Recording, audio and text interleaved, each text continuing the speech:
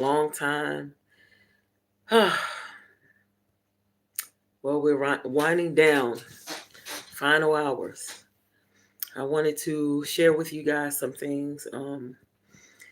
I've been going through a lot of things myself lately, and I'm super sleepy. Um, Physically, I'm not up to par, but spiritually, the Most High is good, guys.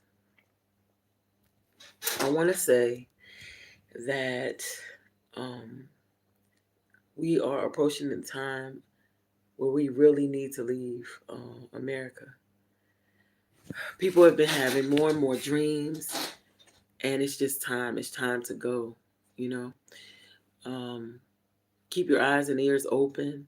I know that some of you have recently heard this video. It was sent to me, and that's why I was like, I have to speak. I have to say something.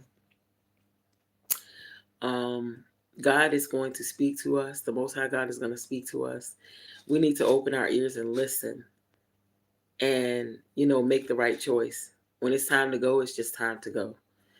Um, I feel a sense of urgency um, to get out of America. Everybody knows what's going on. The gas prices going up, all this kind of stuff. But um, even more so than that, I want to talk again about this dream. There was a dream that someone had, and in the dream, this gentleman says that people were fleeing America. They were going to the ATMs. They were trying to take out all their money. Um, but the problem was that everybody was trying to leave at the last minute. People were trying to go, and it was like the last minute. Some people did not get out. That's the problem. I have family and friends who are planning to leave, and it's like people are waiting until the last minute. And I'm telling you, my spirit is very heavy. I've been praying and crying a lot. Myself and a group of people are, some are fasting this week. Some of us are just praying this week. I'm telling you, um, it's to a place where we're praying like 3 to 4 times a day, because this is serious, and we're just praying that people would get out of America as soon as possible. Um, if you go back to some of my other videos, um, since this pandemic started, people have been talking about, and just look up anything from 2020. People were talking about it. In fact, I found videos as early as like 2015 where people were talking about the dollar dropping. The dollar is dropping. That's part of the sign of what's about to happen in America.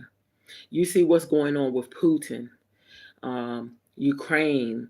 If you understand what is NATO, and my God, Biden running his mouth, setting anybody who is in America up for failure right now.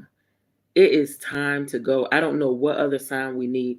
We can't just say that God is gonna, you know, take us out of America, because I know a lot of people believe that.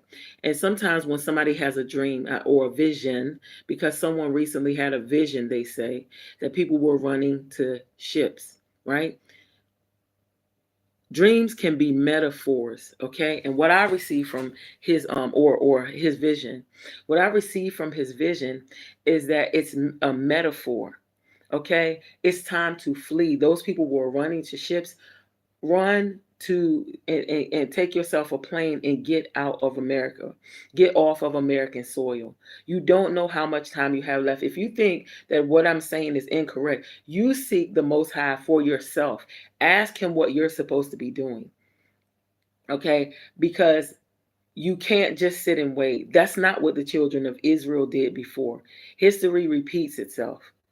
I don't know why people think that the Most High is just going to pick you up and take you somewhere. Like he's going to grab you with his hand. Many people have been having dreams years before now. Years before now, there was someone, a friend of mine, she had a dream. Her name is Faith. People were trampling each other. People were killing one another trying to get into the airport. But it was a waste of time because they had the gates locked. You couldn't even get to a plane. They weren't moving planes. Okay, so just connect the dots. People, all of a sudden, something happened in America, in Faith's dream, um, over 12 years ago. They were trampling one another, trying to get into the airport. The ones who made it into the airport before they uh, shut the doors and locked them were trampling others to try to get out of the airport to get on planes. Like, they were doing senseless things. If they're not going to move the planes, you're wasting your time. Okay, that was one dream. So then when you connect the dots with the dreams that people have been having recently, like this young man who said he had a dream that he was in America, right? And he was trying to get out, and people were running to the ATMs to grab their money. Something about that. Get your dollars, and exchange them for other currency, because you're not going to be able to use those dollars. He said that these people were running to the ATMs to get their money out. And after you got your money out, you wanted to run quickly because there was something that some of them knew and understood, and they were trying to kill those who understood what was going on and why they needed to leave America. And he was saying that at that time, people needed to, whoever was still in America and understood why they needed to get out, they had to make videos and put it out there quickly because they were killing people. They didn't want you to get out of there, and they didn't want you to get the word out. They were murdering people, he also said, and they were making news broadcasts that said that people were dying for reasons other than what they were dying for. They were killing them because they understood some secret. That's the specific word. There was a secret about what was going on in America and why you needed to leave there. And now they started to kill the people who understood. We all understand. Flee is a very clear word, right? When you're told to flee, that means run, go, run for your life. And I want to point back to the time when the Messiah, Yeshua, right? Back in the Bible times, they had to hide this baby. They had to hide Yeshua as a baby because I believe it was King Herod who wanted to kill this baby. They had to hide. You understand? Because there was a prophecy. When there's a prophecy about you, you got to look. History repeats itself. These people understand, and they understood before I even left America that there was a time that we were going to wake up, we were going to understand who we are again, and we were going to begin to leave. They're understanding more and more. They're watching our moves. They see how many people are leaving. We're leaving in droves already. So I'm saying to you, before they shut things down, they tell you what they're doing. They tell you what they're going to do. They're talking about another pandemic. This stuff is all about the last days. This stuff is all about the children of Israel waking up. America ain't slick. We never been blind to what they're doing. Why should we pretend to be blind to what they're doing now? Okay? Many of us know what's going on. We know what we should do, and we're not doing anything. We're just sitting there. Get out of America. Flee Babylon. Get out of the European countries. There's another dream. I mentioned this before. I'm not going to stop talking. I'm going to get on here as much as I possibly can. Right now, guys, it's like, let's see, what time is it here?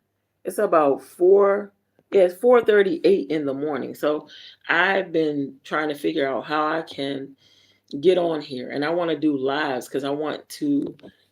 I don't know why, but I just need to do lives. It's just in my spirit to start doing lives, but it's for something in the morning, and I'm gonna start coming on here every time I receive something. And I just wanted to get on here because I heard um, the video with this man who said that he had a vision. Okay, the vision about people fleeing to the ships. Get out of America. Get out of there now. Because some people look at that and take it the wrong way and think, oh, I'm just going to sit here until God tell me the ships are at the ports and, I'm going to run and jump on a ship. Jump on a plane. Okay. Um, get out of America. Flee. That's what the dream means. It's metaphor. People dream in metaphors. Me, I dream in metaphors all the time. You know, someone recently had a dream that there were two houses, and there were two couples. One couple was in one house, and one couple was in the other. And the house, both houses looked beautiful from the front. Okay, um, people even came by and complimented on one of the houses. The first couple got compliments. They came in and they're like, "Oh my God, this house is so beautiful. I love your house." Both houses were near a beach. Symbol of beauty, right? They were on the beach near the ocean. Um, the second house, the first house, somebody came out and said, "Oh, your house is so beautiful. Oh my God, it's so amazing." And you could walk all around the house, inside and out. And this house was beautiful. It was amazing. The second house, with the second couple, it looked beautiful and amazing from the front. But on the side of the house and in the back of the house, there was all this dirt and mud and stuff where things weren't, it looked like the house was unfinished. And someone came over and tried to tell the couple, like, "Oh, this is how you need to fix your house. You need to do these things to fix the foundation, and get rid of this dirt and mud, so that your house won't be leaking this nasty dirt and mud on the side and in the back, right?" So the dream, people thought, everybody who heard the dream thought it was about some houses and where these two couples were going to be living. But it was about the fact that one couple had a beautiful relationship, and their relationship was clean and good and beautiful inside and out. But this second couple, as it is in real life, their relationship looks beautiful to everyone. When they're in public, people see them together. Everything looks great, but there's something hidden on the side and behind the house, and they need to fix it. And also in the dream, the one gentleman was trying to tell the couple how to fix it. And the wife started arguing with the gentleman. "I don't want to do it that way. I want to do it this way." And it was, and I'm telling you, true to life, this person is very stubborn and she doesn't like to listen to anyone, and it was just crazy. So people dream in metaphors, and so sometimes your dream isn't a straight dream or vision, okay? Because also I keep saying dreams. Let me explain. If you have a vision, it's a vision of the day. But when you dream at night, it is a vision of the night. It's in the Bible. The Bible says that we have um, a dream, also a vision of the night. It explains a dream as being a vision of the night. Okay, so that's why I keep relating that person's vision, or anyone's vision, to a dream, because it's just a daydream. It's like a dream that you have in the daytime when you're awake. Okay, and we have to be careful because some dreams come from the devil. So when we have a dream, we need to ask the Most High God, how do I interpret it? Okay, how do I interpret it? Please give me the interpretation. And that's biblical as well. We know that uh, Daniel, he had to pray about his dreams. We know, I want to say, is it Jeremiah? Not Jeremiah, Joseph. Joseph, he had to pray about his dreams. And I don't want to mistake it, but either one or the other, I think it was Joseph. Joseph, I'm sorry, it may not be Daniel that prayed about his dreams, but Joseph, he had to pray for the to know someone's dream and then give the interpretation. Let me make sure I'm right about that. I'm sorry. Let me make sure I'm right about that. He needed to get the interpretation of a dream, and he had to find out what was the dream. God, the Most High God is powerful. He can tell us anything. You know, when I hear about that story, the king said he was going to kill him if he couldn't tell him what his dream was and what the dream meant. The first time I ever heard about that story, I was like, well, I couldn't do something like that. But that's being faithless. We can. If we ask the Most High, He's gonna tell us everything. He knows everything. He's watching everything down here. When we are being stupid and not paying attention on this earth, and these evil people are in their offices having meetings about us and what they're going to do to us, He knows that stuff before it happens. We're the ones walking around stupid. He sees everything. There's another scripture in the Bible. I'm sorry. Let me jump to this. It just came to my mind. This is just proof of what He will do for you. Excuse me. What He will tell, how He will look after us. Jeremiah. Let me make sure I get it right. I'm sorry, guys. I just jumped on, so I didn't get my scriptures prepared. Let me make sure this is right, okay? Jeremiah 33, verse 3. Call unto me, and I will answer thee, and show thee great and mighty things which thou knowest not. Okay? Call to me, he says. Call unto me, and I will answer thee, and show thee great and mighty things which thou knowest not. Call to me. He's saying, God is saying, call to me, and I will answer you and show you great and mighty things which you do not know. Great and mighty things that kings are sitting up in their offices at their round tables and having a powwow about how they're going to destroy the world and what they're planning on doing to all of us down here, how they're talking about depopulating us. The Most High God will show you that kind of stuff. And you'll be amazed, like people won't understand, how is it that he or she is knowing this kind of stuff? Because the Most High God will speak to you just like He did with other people in the Bible. And I will get those other scriptures and I will share them with you guys in the description later. Okay, so look in the description. I'm going to put these scriptures that I'm talking about. Be careful. Whatever dreams we hear, even from me, when you stop watching this video or live, go and pray. The Most High will give you the answer that you need. I don't know why this chat isn't working. I don't know. Okay, so I don't know. I don't see any chat. But anyways, guys, forgive me. This is the first time I did a live in a long time. I'm going to try to do better. I don't know how my lighting is, if I'm doing this, exactly correctly. Hey, I'm going to be back and I'm going to bring whatever word thus saith the Most High. Okay. And that's what I'm here to do. I can't worry about, nothing being perfect. I tried to make sure I had a good space or whatever. And in fact, it's 4 something in the morning. I jumped up out of my bed and I felt like, okay, I need to get on here and I need to start talking. Okay.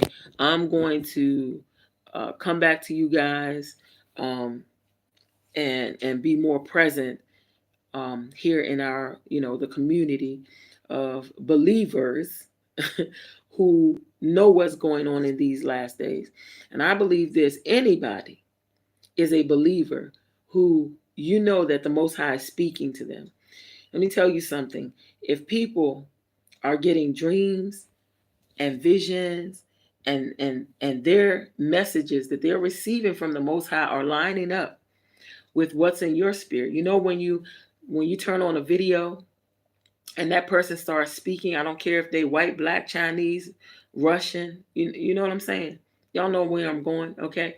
So, and they start talking and you're like, wow, how did they know that? Or why did this person have this dream? You understand? The Most High is going to speak to who he wants to speak to. And it's none of our business what he's doing. You understand? Okay? The remnant is the remnant that he says is the remnant. He's going to save who he wants to save. He will use who he wants to use. You understand? It's not our purpose and our place to say who he uses. You understand? The Most High is going to do his thing. And we are to be about the Father's business. You spread the word. And he says that he that has an ear, that person will hear. Okay? Many people think they're going to be with the Most High when all of this is over, right? They think so because of the color of their skin. And that's dead wrong. And people need to stop allowing people to believe that, because there are laws and there are precepts in this Bible. And he ain't changing them for none of us, not even because of the color of our skin. You understand? Understand that first of all, Israel got into the situation that Israel is in because of Israel's sin. So people running around thinking that you're going to get in to heaven, you're going to walk with the Most High, you're going to have eternal life because of the color of your skin, you're sadly mistaken. You're wrong. There is a Bible here. You go and you start at this. Deuteronomy, I love it. Chapter 28 and chapter 29. What people don't say it, and even before I understood about us being Israel and the Most High. Let me tell you something. Many preachers won't say if. Okay? Deuteronomy 28 says, and it shall come to pass if you will listen diligently to the voice of the Lord your God. He said, if you will listen, right? To observe and do all his commandments, which I command you this day, the Lord your God will set you on high above all nations of the earth. And all these blessings will come upon you and overtake you if you will hearken or listen to the voice of the Lord your God. You're not going to be with the Father. You're not going to have eternal life if you don't follow this. You understand? He has rules and regulations. Everything that man does on earth, where do we get rules and regulations in schools and on jobs and in government? They copy everything from the Most High, from this Bible. That's where laws and precepts, judgment, you have judges in courtrooms and all. Yes, it's all perverted and disgusting. The way they play the games they do, we know that. But whatever man does, he copies from the Most High.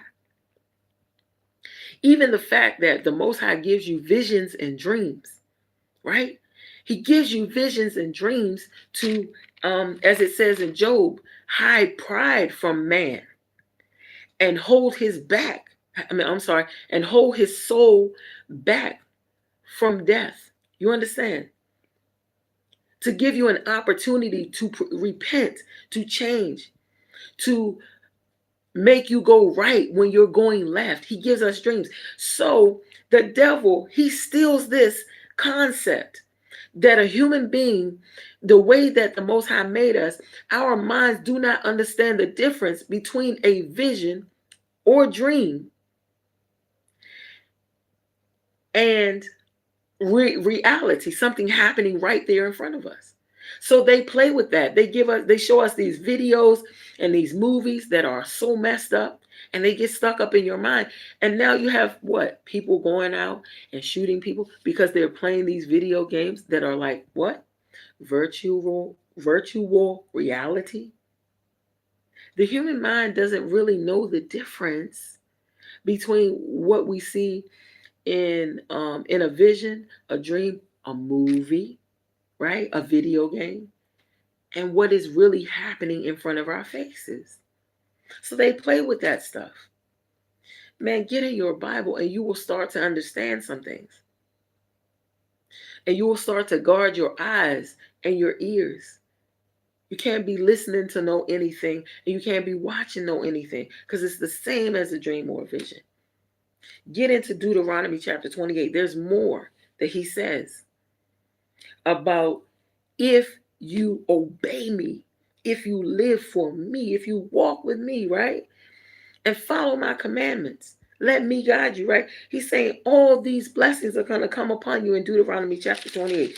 Then in Deuteronomy chapter 29, he says, where is it?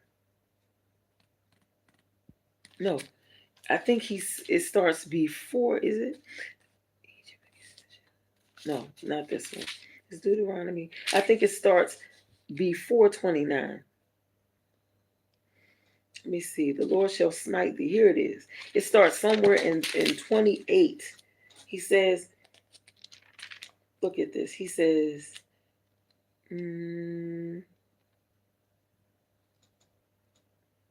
shalom. Hallelujah. Nice to see you too. And they disappeared, these little chats. So if there was something popping up, I didn't see it before. I'm sorry. Thank you so much. It's good to see you too. So let me find where it says the Lord shall make curse shall not be. Okay, he talks about the curses. Here it is, Deuteronomy 15. So starting at 1, it talks about if you follow the Lord's commandments and precepts and do all that he commands you.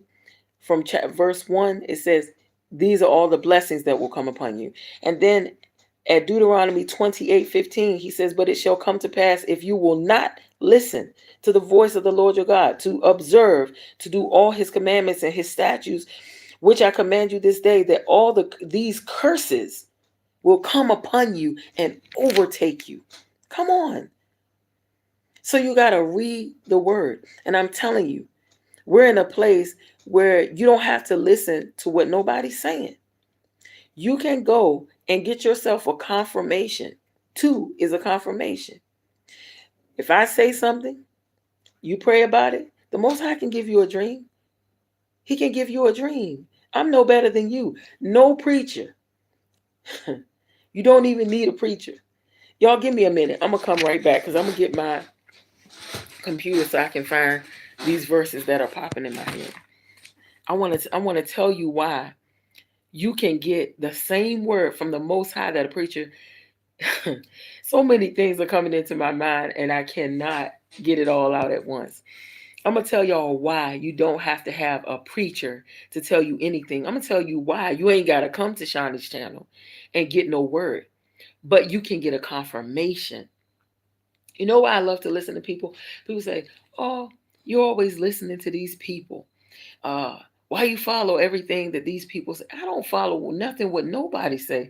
I'm very hard-headed the way that the Most High has made me. He made my hard head hard against others' foreheads. You understand?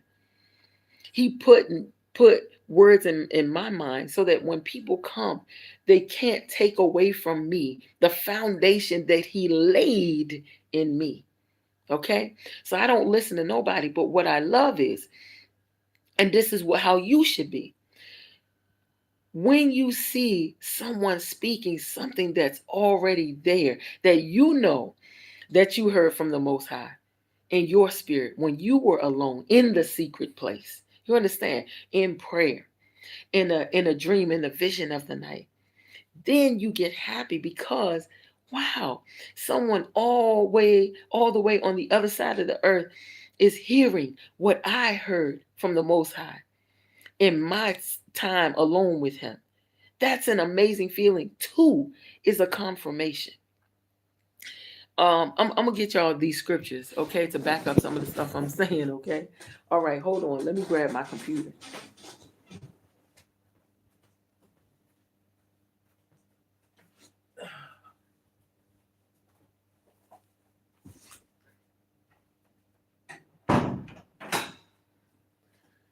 Oh my God.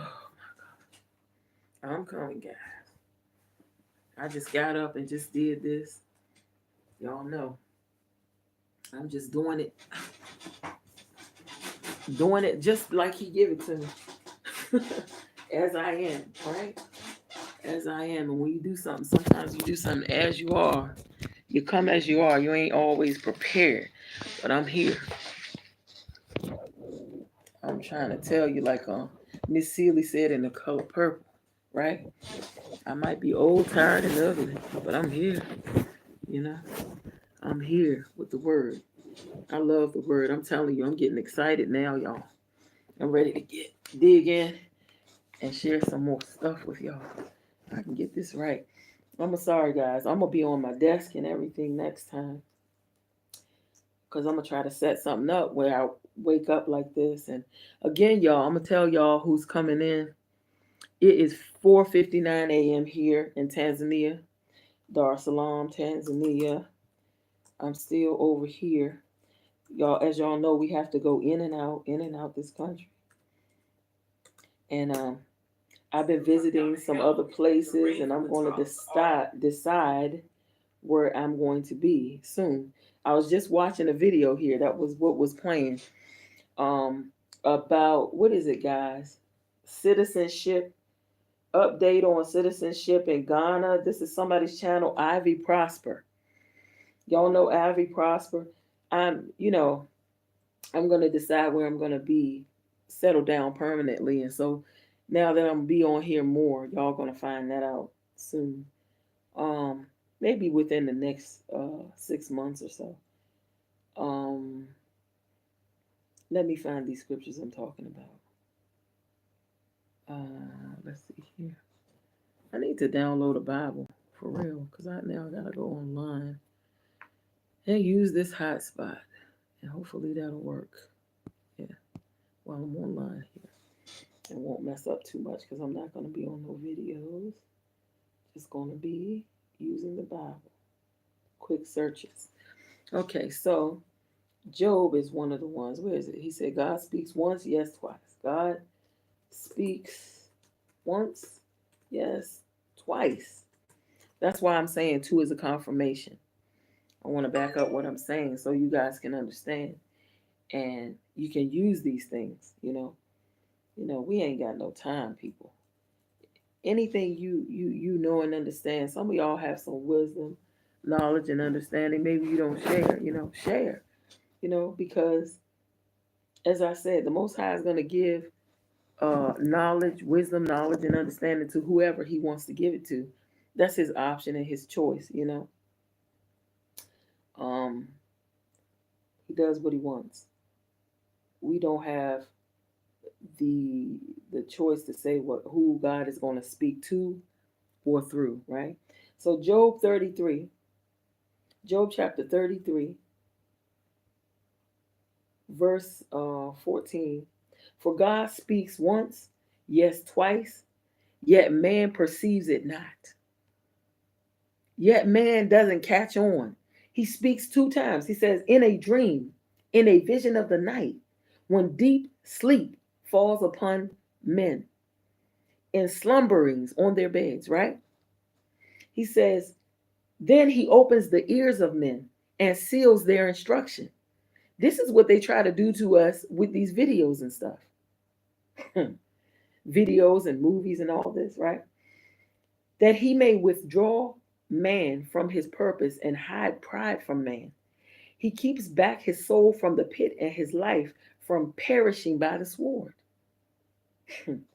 This is what he is trying to do with us. He's trying to order our steps and direct our path. We as human beings don't want to listen all the time, but we can't say the Most High isn't speaking. It's us. Anyway, it goes on. Guys, read this. This is Job chapter 33, starting at verse 14, and you will see. He says 19 says, he's chastened. Chastened means punished. Also with pain upon his bed. And the multitude of his bones are, chastened with strong pain or punished, right? When we go through something, that's my part of my testimony. And when I was saved in 1997, I was going through hell. And I started crying out to the Most High because I needed help. I needed help. I needed to be delivered from all that I was going through. That's how I got saved. Human beings, you know what? I talked about this before. If and I hope this ain't offensive to nobody, nobody's children, but let me see how I can say this in a different way. Don't matter if children are listening. But if the physical activities of a man and woman that they do to make a baby were not pleasurable, human beings wouldn't do them because human beings are very lazy. We wouldn't do those physical activities to replenish the earth as he told us to do, to make babies, right? Being fruitful and multiplying. If it wasn't a pleasurable activity, we would be very lazy and we wouldn't do it. You understand? That's how human beings are. So the Most High sets things up in this life so that we can do them. You know, guys, too many thoughts at one time. This is a pleasurable thing to me. I believe that most of us who get up here and we do this, there's something about it that makes us want to do it. Me, when the Most High gives me dreams and visions, I love to solve them. When in my life, I've always loved a good mystery book. I love a good mystery movie so I can try to figure it out. So, you know, one of my favorite books in the Bible is the book of Revelation. Look at your life and what you're supposed to be doing is there. And the enemy of our souls, he wants to waste our time with all this running around and doing work for man so that we can't be doing what we're supposed to be doing for the Most High. Doing work for man so that we can't be doing for the Most High. My. Many of our years spent working and slaving for what? When we should be about our Father's business. What is it that you have in you that you can share and do? All of us are supposed to be sharing and doing.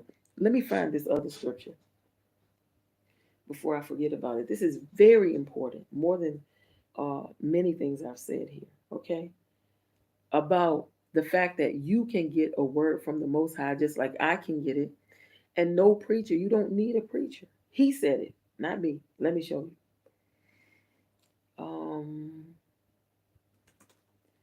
He said the time will come when you will not need a teacher, right?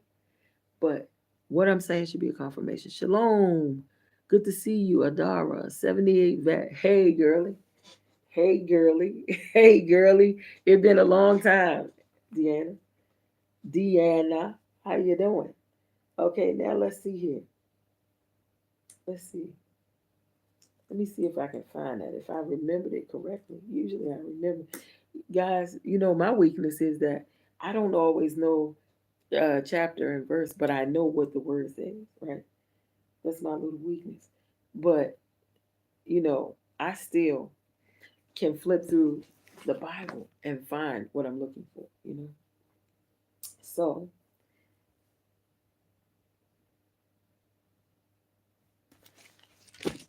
hold on. Let me find it. This one, usually I find them quickly. It says,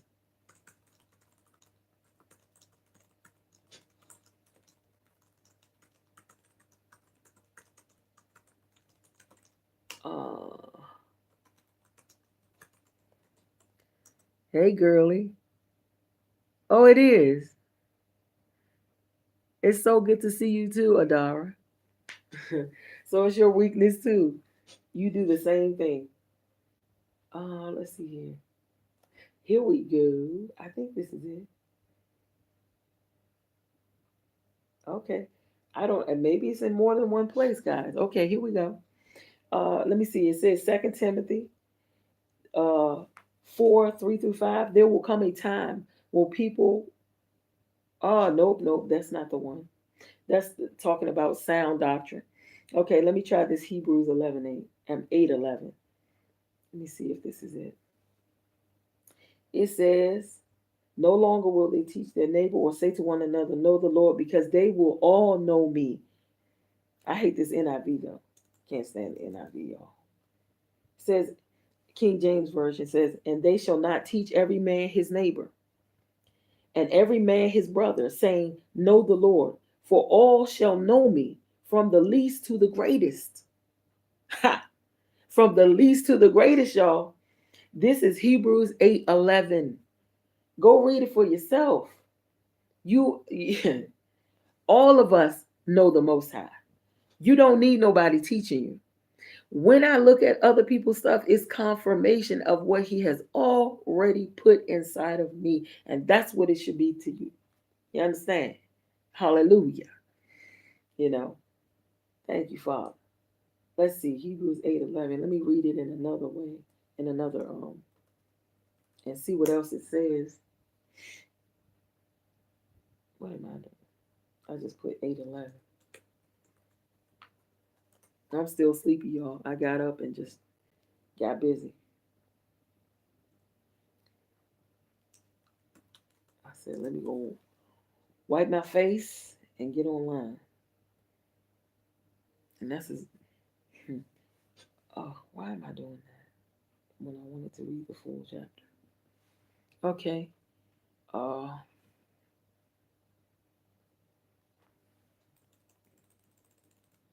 got my old MacBook, y'all. It says, for this is the covenant that I will make with the house of Israel after those days. Verse 10, saith the Lord, I will put my laws into their mind and write them in their hearts. And I will be to them a God, and they shall be my people, be to me a people. And 11 says, and they shall not teach every man his neighbor and every man his brother, saying, know the Lord, for all shall know me, from the least to the greatest. 12, for I will be merciful to their unrighteousness, and their sins and their iniquities will I remember no more. Hallelujah. 13, and that he saith, a new covenant he hath made, the first old, now that which decayeth and waxeth old is ready to vanish away. And I'm going to read that in the Amplified. Let's see, Amplified. See how it is written. Because a lot of people like this Amplified Bible, but me, I hate the King James, but I will tolerate the Amplified. Okay? It says in Hebrews, let's see, 8 in Amplified, it said 10. 8, Hebrews 8:10. For this is the covenant that I will make with the house of Israel after those days, says the Lord.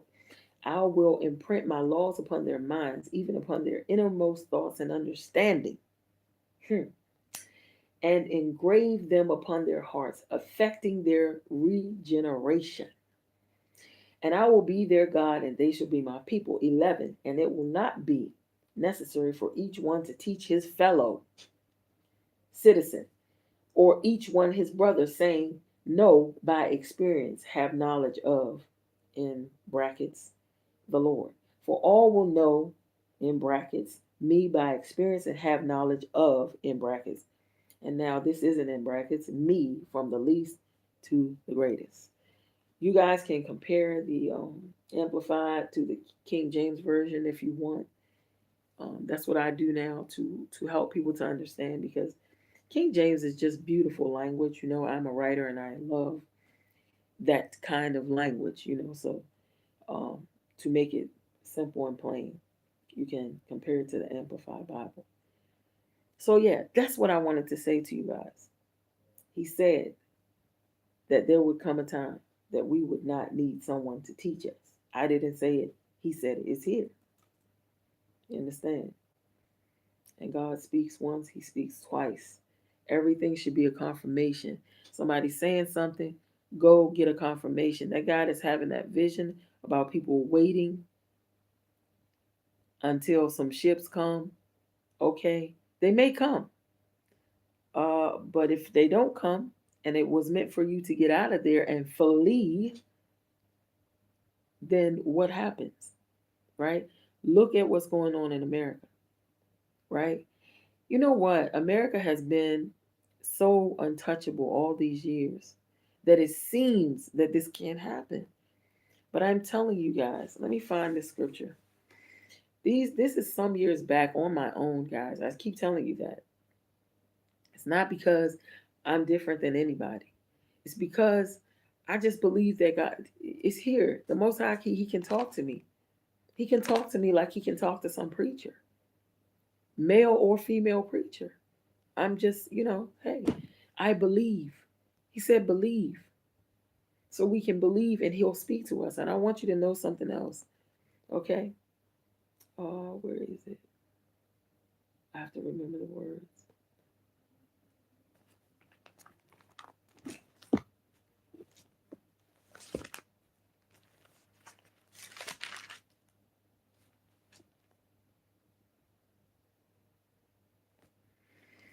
Thank you, Father.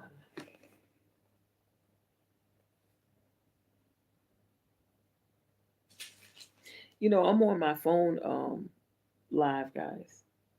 I don't know how clear it is. Is it very clear? This is my first time using this phone. This is some phone I bought over here because my phone was stolen. So hopefully it's clear.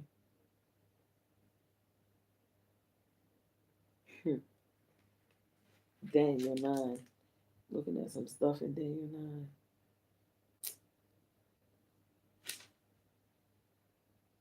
The enemy wants to confuse us. I'm just looking at this verse in Daniel 9 that says, and confused. You know what? There was one day I was speaking with someone and I said, listen, the devil, I figured out that the devil, Hashatan, Satan, Slewfoot, he can't do anything. He can't make you do anything. The devil, he's a big bully. He likes to sell wolf tickets, right? He wants us to think that he's the big bad wolf, right? And that he can beat us up and destroy our lives and we can't do anything about it, right? But I figured out something. You have to walk away from God on your own.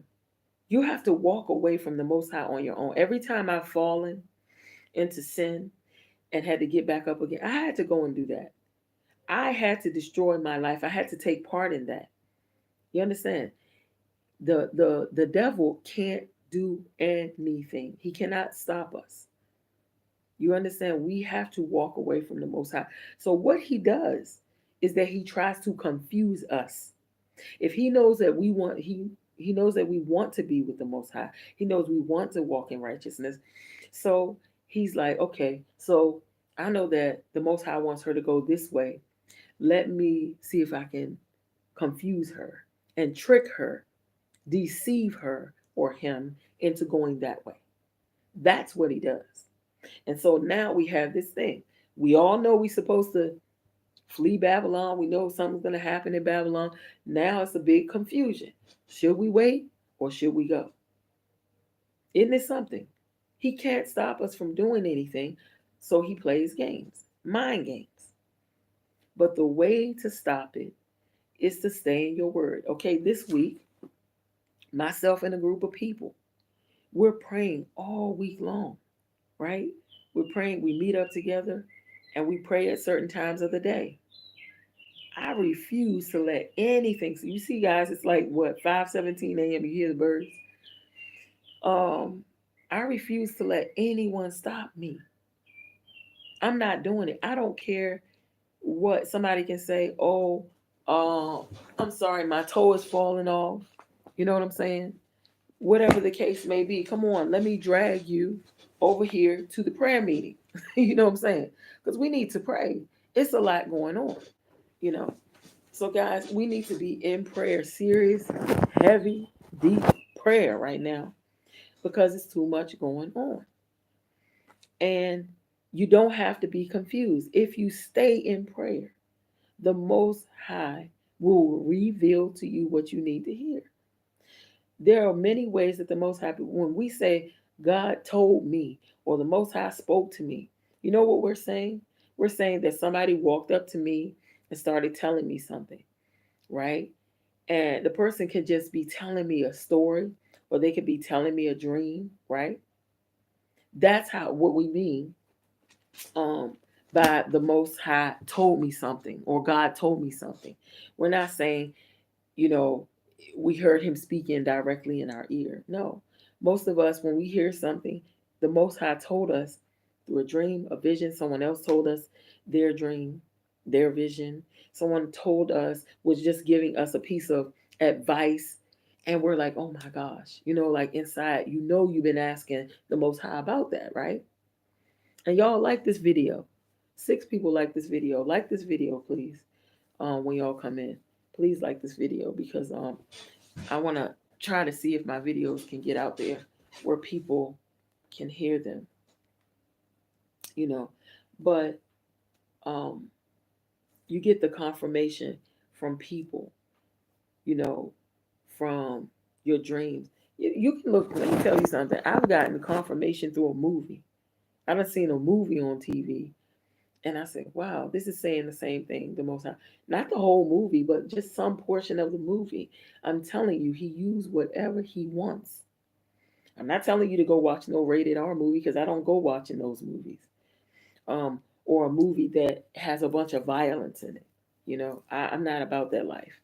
I don't want a bunch of stuff in my eyes and ears that I gotta go wash out again with the word. I ain't got time for that. I ain't got time for it. Guys, we're all human. We fall down, we get back up again. But at the same time, um, we have to understand that we're in the last days. Time is short. We don't have time for falling down and getting back up again. It's best, it's best that we stay up, you know? It's best that we stay in the Most High. It's best that we stay in our word and stay focused. For the days are evil, okay? Let me put emphasis on that. The days are evil. Time is short. So for me, so what I'm gonna do next time, guys, I'm going to um, I'm going to prepare some scriptures, and I'm gonna try to get up early. My goodness, guys, I gotta, in order to be on here at a better time, I think I have to get up at, so I have to go to sleep a little early and probably jump up at 1 or 2 a.m. so that I can be on here at prime time, prime America time. But begin preparing, guys. Begin selling your items. Begin putting some cash in some.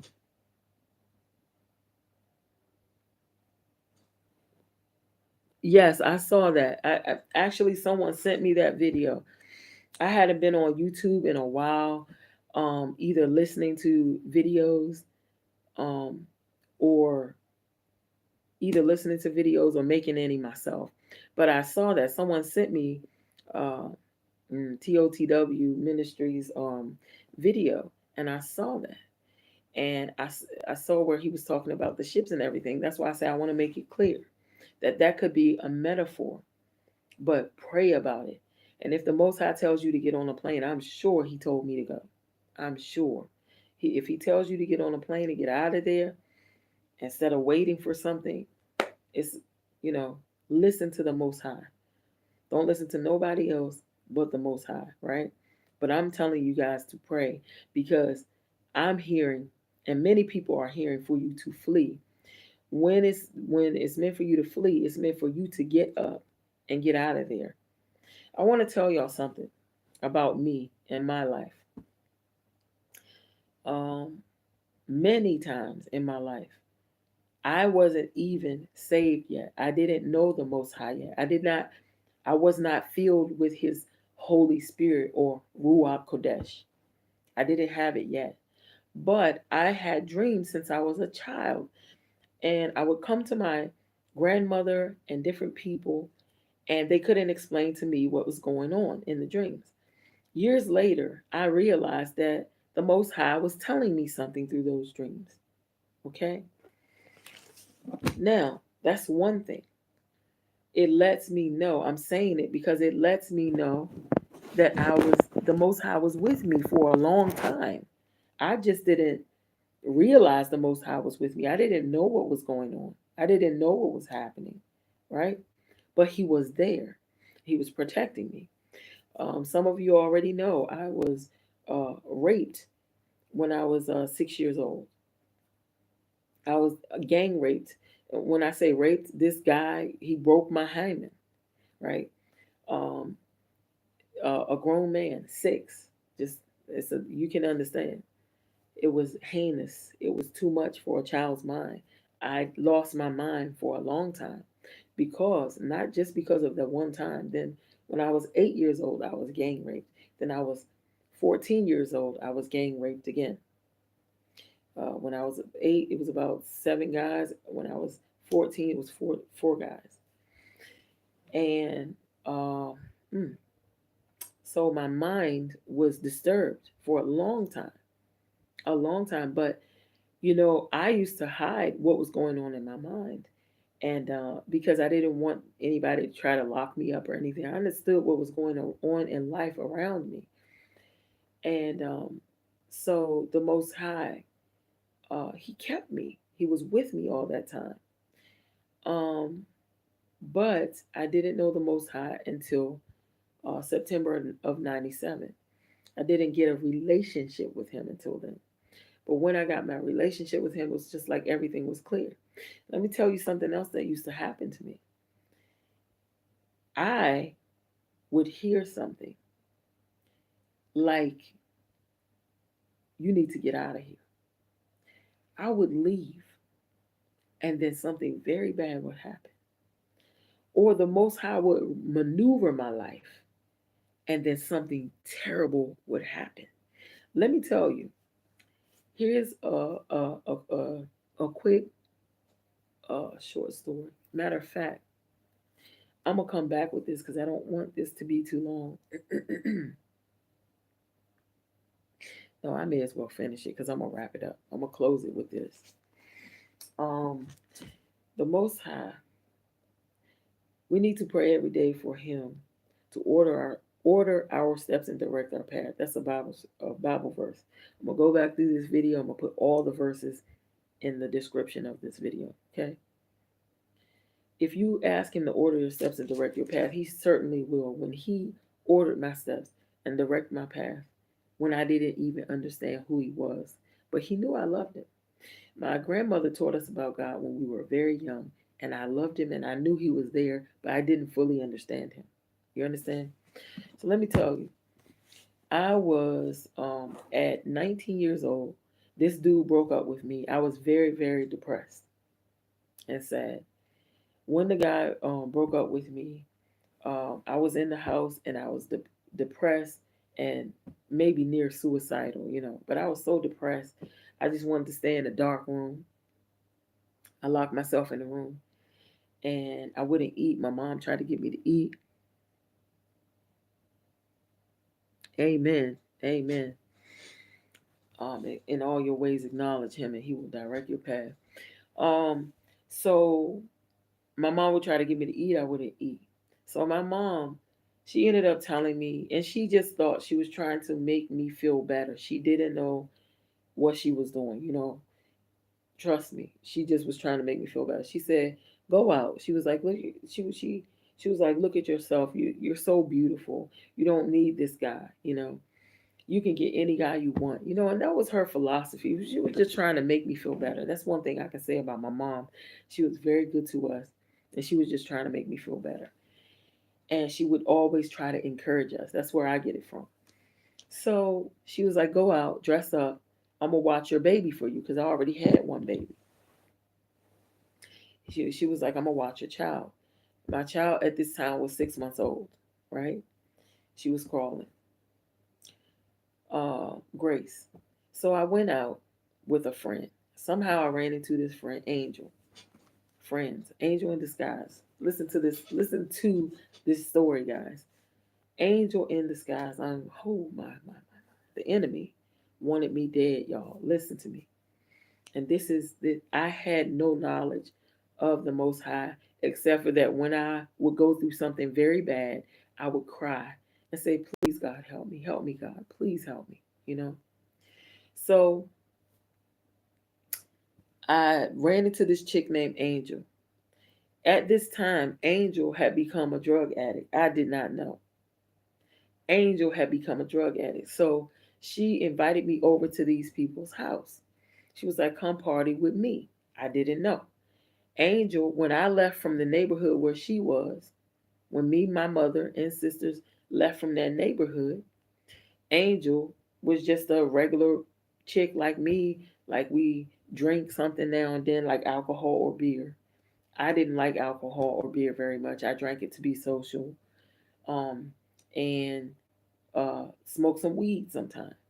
But me, I had no addiction because I don't like alcohol or drugs. It did, the Most High made me such that it didn't stick with me, and it's all up and through my family: alcohol and drug abuse. Mom and dad, grandparents, alcoholics, mom and dad, back and forth on drugs, whatever, right? But it didn't stick with me. Cousins, aunties, uncles, I'm not playing, y'all. It's all up and through my family: alcoholism and drug abuse, right? But Angel, she invites me to this house. I'm sad and depressed. I'm gonna try to talk faster because I know people's attention spans. Let me tell you, I'm sitting there in the living room. It's her and these other people in the kitchen. I know they probably doing drugs, but like I'm already in my mind doing whatever. Like I'm just worried about myself and my pain and my problems. So Angel is like, here, let me get you a drink. This man, 65-year-old man, he owned this house. He was like, he let everybody be there. There was this dude. We were in Norfolk, Virginia. There was this dude named, I'm not even gonna say his name because my goodness. But there was this dude, and the dude, he went away on a ship. When the military people went away on ships, the Navy people, they would collect money. You know what I'm saying? The government just put your money, on your account. And then when you come back, you have all this money in your account. So this guy had this money, and these people, they do drugs together. I found this stuff out later, but I'm telling y'all what it is. They had this table set up and everything. They were in there doing their thing. I didn't know anything. I'm sitting in the living room, and I'm like, I'm so depressed. My mom told me to come out. I told Angel. Angel's like, okay, let me pour you a drink. She goes to his bar, pours me a drink. I don't know what drink she gave me. Could be E&J, whatever. It was some brown drink. Y'all, I don't remember what drink is what. I don't know if it's brown or what, E&J. Cognac. I don't know. But she gave me something brown in a little glass. I was drinking it and I was trying to like chug it, you know. I can't stand the taste of alcohol. Chugging it so I can get a better feeling. I wasn't getting a better feeling. It was making me worse. And mostly I only drank wine coolers or beer here and there when I did participate with people. So this hard liquor wasn't doing nothing for me. And I thought it would because I know my parents been on alcohol. I know father of my child been on alcohol. You know what I'm saying? Like I see how people love alcohol, so I'm thinking it's gonna make me feel better. It did not. So I'm crying. I'm crying. I'm getting worse and worse. And so, like I tell Angel, I'm like, girl, I'm getting worse. This is not helping me. What, like, give me something else. Like this is not working. So she tried another drink. It was getting worse.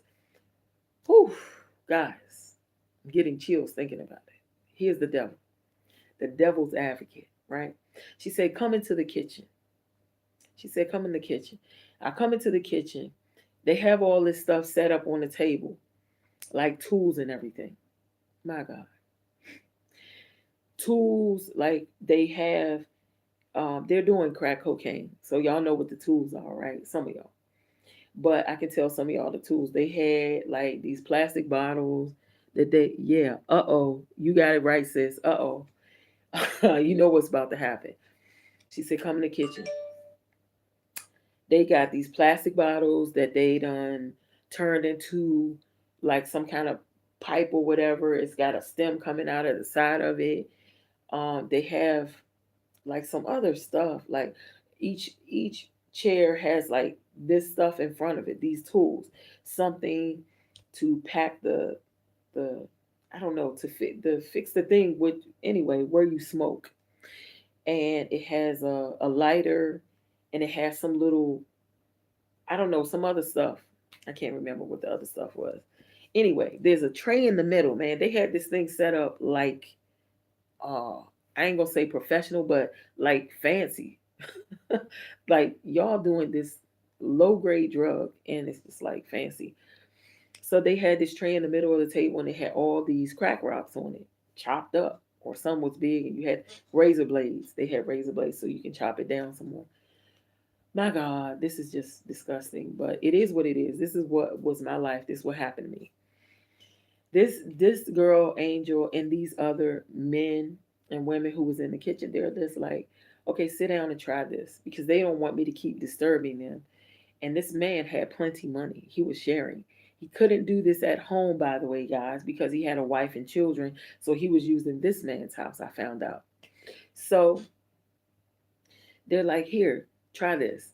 So I sit down, they get me to sit down. I'm telling you, coaxing, like even push my shoulder, sit down. And they're like, here, take this. The girl, and I hold it. And I said, no, but I'm scared. I don't want to die. Like I'm very afraid of, I know this is cocaine, which is made into crack because, like I said, it's all up and through my family. So I got the bottle and they're lighting it for me. And somebody, I said, no, no, no. And then somebody said, here, look, I'm going to do it. And they do it, they puff they light it and puff it so that I can see that, oh, it's nothing. Don't be scared. You know what I mean? So somebody lights it for me and I puff it. And I'm like, oh my God, my heart, I'm going to die. And they're like, no, you're not going to die. Calm down. And y'all know that was like the end of my life as I knew it. Y'all already know. So, long story short, on that part, I was in and out. We stayed at this man's house for a good, I think we killed that man's, I'm telling you, the 65-year-old man had this Lincoln. We would all get into the Lincoln. He didn't want to leave anyone in his house. And he would drive that man to the ATM and get more money. And that guy would cop more drugs, right? And we would go back to the house.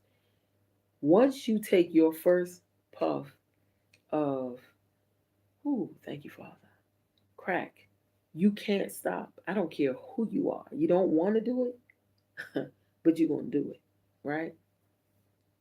So I stayed with them. Y'all, this is disgusting. I was in the same clothes for many days. I believe we were with this man for 5, maybe 6 days, and then that shut down. And then I find myself just going to houses where they were having fish fries, chicken fries. If y'all know a fish or a chicken fry, and they would have card games, I would be there getting money from men to buy more of that. At one point, I wasn't even looking for that anymore, but I was still out there in the street. And I don't know why I didn't want to go home. I don't know. My family was looking for me. It got up to 3 months. I had the same one piece black outfit on, dirty. You know what I'm saying? And I think I had a chance to take a bath once or twice at a friend's house. Y'all, but I was just running. Some days I wouldn't be on the crack, some days I would because I didn't sell my body for it. But I ended up getting a boyfriend, guys. I had a boyfriend. And this boyfriend, he came from up north, you know what I'm saying? Like New York or somewhere. This boy, he was 19 just like me. I had no reason to be afraid of him. So I thought, this guy, and I want y'all to understand, keep in mind that the Most High God was with Chauny. Y'all don't understand. My God. This boy, he come from New York, right? He was with some Jamaican dudes. To my understanding, I find out from him and the Jamaican dudes that they raised him, that his father died when he was young. So they selling drugs. They're the ones who came into the neighborhood and changed Norfolk, Virginia, right? That's at least one of the groups of people who came from the north, brought crack rock, and they were selling it, right? So now he's my boyfriend, and I get it for free, right? Y'all know how it goes. But let me tell y'all this. One day, this was a couple weeks. I think I might have been his girlfriend for a month maximum. So one day, this guy is messing around with another girl. I see him with the girl. I'm really pissed off. I don't want him to mess with the girl. I'm arguing with this dude. I'm pulling on his clothes. I punched him. I'm trying to fight him. He's very calm, chill dude, right? But at the end of the day, he's mad, but he calmed himself. Before you know it, at some point, he had a gun, and I knew people went with him to shoot the gun. Everybody wanted to. It was a big deal to shoot his gun, right? He says to me, a couple hours after I had this little beef with him, and he was going to continue to see this girl, and I didn't like it, but I couldn't stop him. He says to me, "Hey, I want to take you out back behind the apartments and teach you how to shoot the gun." And I said, "No, I don't like guns." I had no sense of anything. I just said, "No, I don't like guns." And I really don't like guns because growing up in DC, y'all know the hood, yeah, I too many people killed, and I don't care for guns. So I told him the truth. I said, "No, I don't like no guns." Sometimes I can see myself, I was going to go at one point when he talked about it before and just stand there. But this time, I don't know. For some reason, I was just like, "No, I don't like no guns. I'm not going."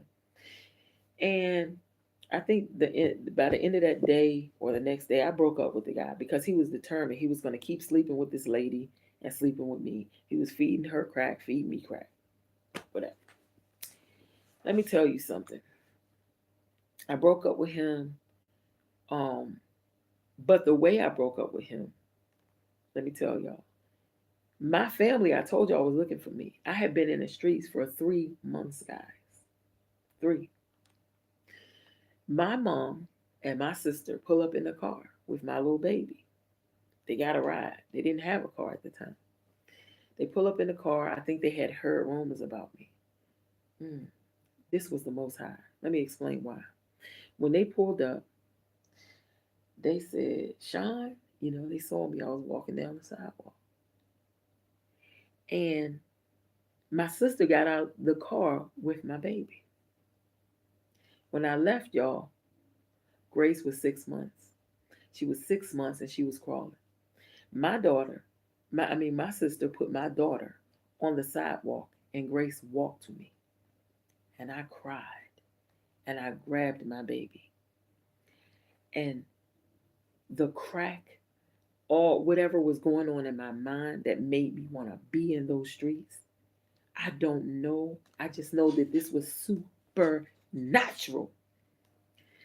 I grabbed this baby, my baby, I started crying. And just, of course, y'all, it's his spirit. And I just want to go home. All these things are flooding through my mind. I don't belong out here. I want to go home. Oh my God, my baby is walking. What is wrong with me? I got in the car. And I want to tell y'all that I never returned to those streets again. When I got in the car, this is not the end of the story. So hold your horses. Because you gotta understand how he protected me. Y'all ain't heard that. You ain't heard the story yet. Let me get to the good part. So I get home. My now ex at the time, he was on crack, been on crack. This was my first time. He found out that I did it and he would coax me. He coaxed me maybe twice to do crack when I got my paycheck. And after that, I didn't do it again because I had a bad feeling because he wanted us, mind you, I want to be clear. I'm back home with my baby, my mom, my sister, and my boyfriend. My boyfriend who broke up with me, he comes back, right? So now he coaxes me into doing crack again because he found out. I told him the story of what happened to me out there. He's like, "Okay, I'm gonna get her to smoke crack," because everybody know about a person who does crack. They want anybody to do the drug with them because they have somebody who's gonna be spending money every time they get some. You get how it go. Anyway, he got me to do it twice. But what I didn't like is that he coaxed me to spend our money on crack. And then we're at the store. grocery store, whatever, begging people for money to get Pampers and food for my baby. I did not like that. So that's how the Most High God shut that down. So I'm at home at the end of about 2 weeks. I'm sure it's exactly 2 weeks because me and my mother counted it. My mother is reading the newspaper. And in the newspaper, she says, I'm not going to say the name because this story you can find online. She says, who was the guy? What is the name of that guy? Because this guy would only tell me his nickname. She said, should I say this name? I don't know. Let me just leave it. She said, this guy, this nickname, I'll just say Snoop. So you said this guy's name is Snoop. I said, yeah, that's the only name I know is Snoop. She said, well, and I remember this other name that has something to do uh, with this situation. The Jamaican man, his name was Lewis. Snoop, Lewis, and I didn't know no other names. Lewis was the guy who was taking care of Snoop. So she said, you know this name, his name's Snoop. She said, his name here is Ronaldo Snoop uh, Alvarez. Ronaldo Snoop Alvarez, right? And she said, this dude, she said he murdered everybody in the house where y'all was staying, in the apartment where y'all was staying, because some dudes came down from New York with so many kilos of coke. He wanted it all for himself. He killed the Jamaican dudes who were raising him. This 19-year-old half Spanish boy, black and Spanish boy. Snoop killed the two Jamaican dudes. He killed three black dudes who brought down from New York all these kilos of coke, about 6 kilos of coke. He wanted it all for himself. He didn't kill these couple dudes that they, crackheads, they call them back in the day. He didn't kill these dudes. He used them to stuff the bodies of the other dudes in a car.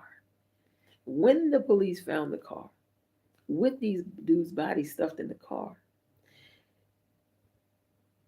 the drug addicts were already, they heard that the police had caught these, had found these bodies, and the addicts, they ran to the police because they were afraid. They said they never met somebody like that. They from the north, and Norfolk, Virginia is like the South. You might as well be in North or South Carolina. That's how Norfolk, Virginia was. This was back in, this guys was back in 19, this was 89. Guys, this was 89. So in Norfolk, Virginia in 89, imagine, right? So the dude gets them to stuff these bodies in the car. These people run, these addicts, they run and they confess because they from the South. They're not used to all this. They confess, and that's how he got caught. He goes to prison. He goes to court. He goes to prison, right? This is what I wanted to tell y'all, how the Most High God was with me when I was young and I did not know. He pulled me out of that situation before that guy. I would have been murdered with the other people because I was already putting my hands on this dude, not knowing who I was messing with. I didn't know that I was with the cold-blooded killer. I thought those two Jamaicans was back. No.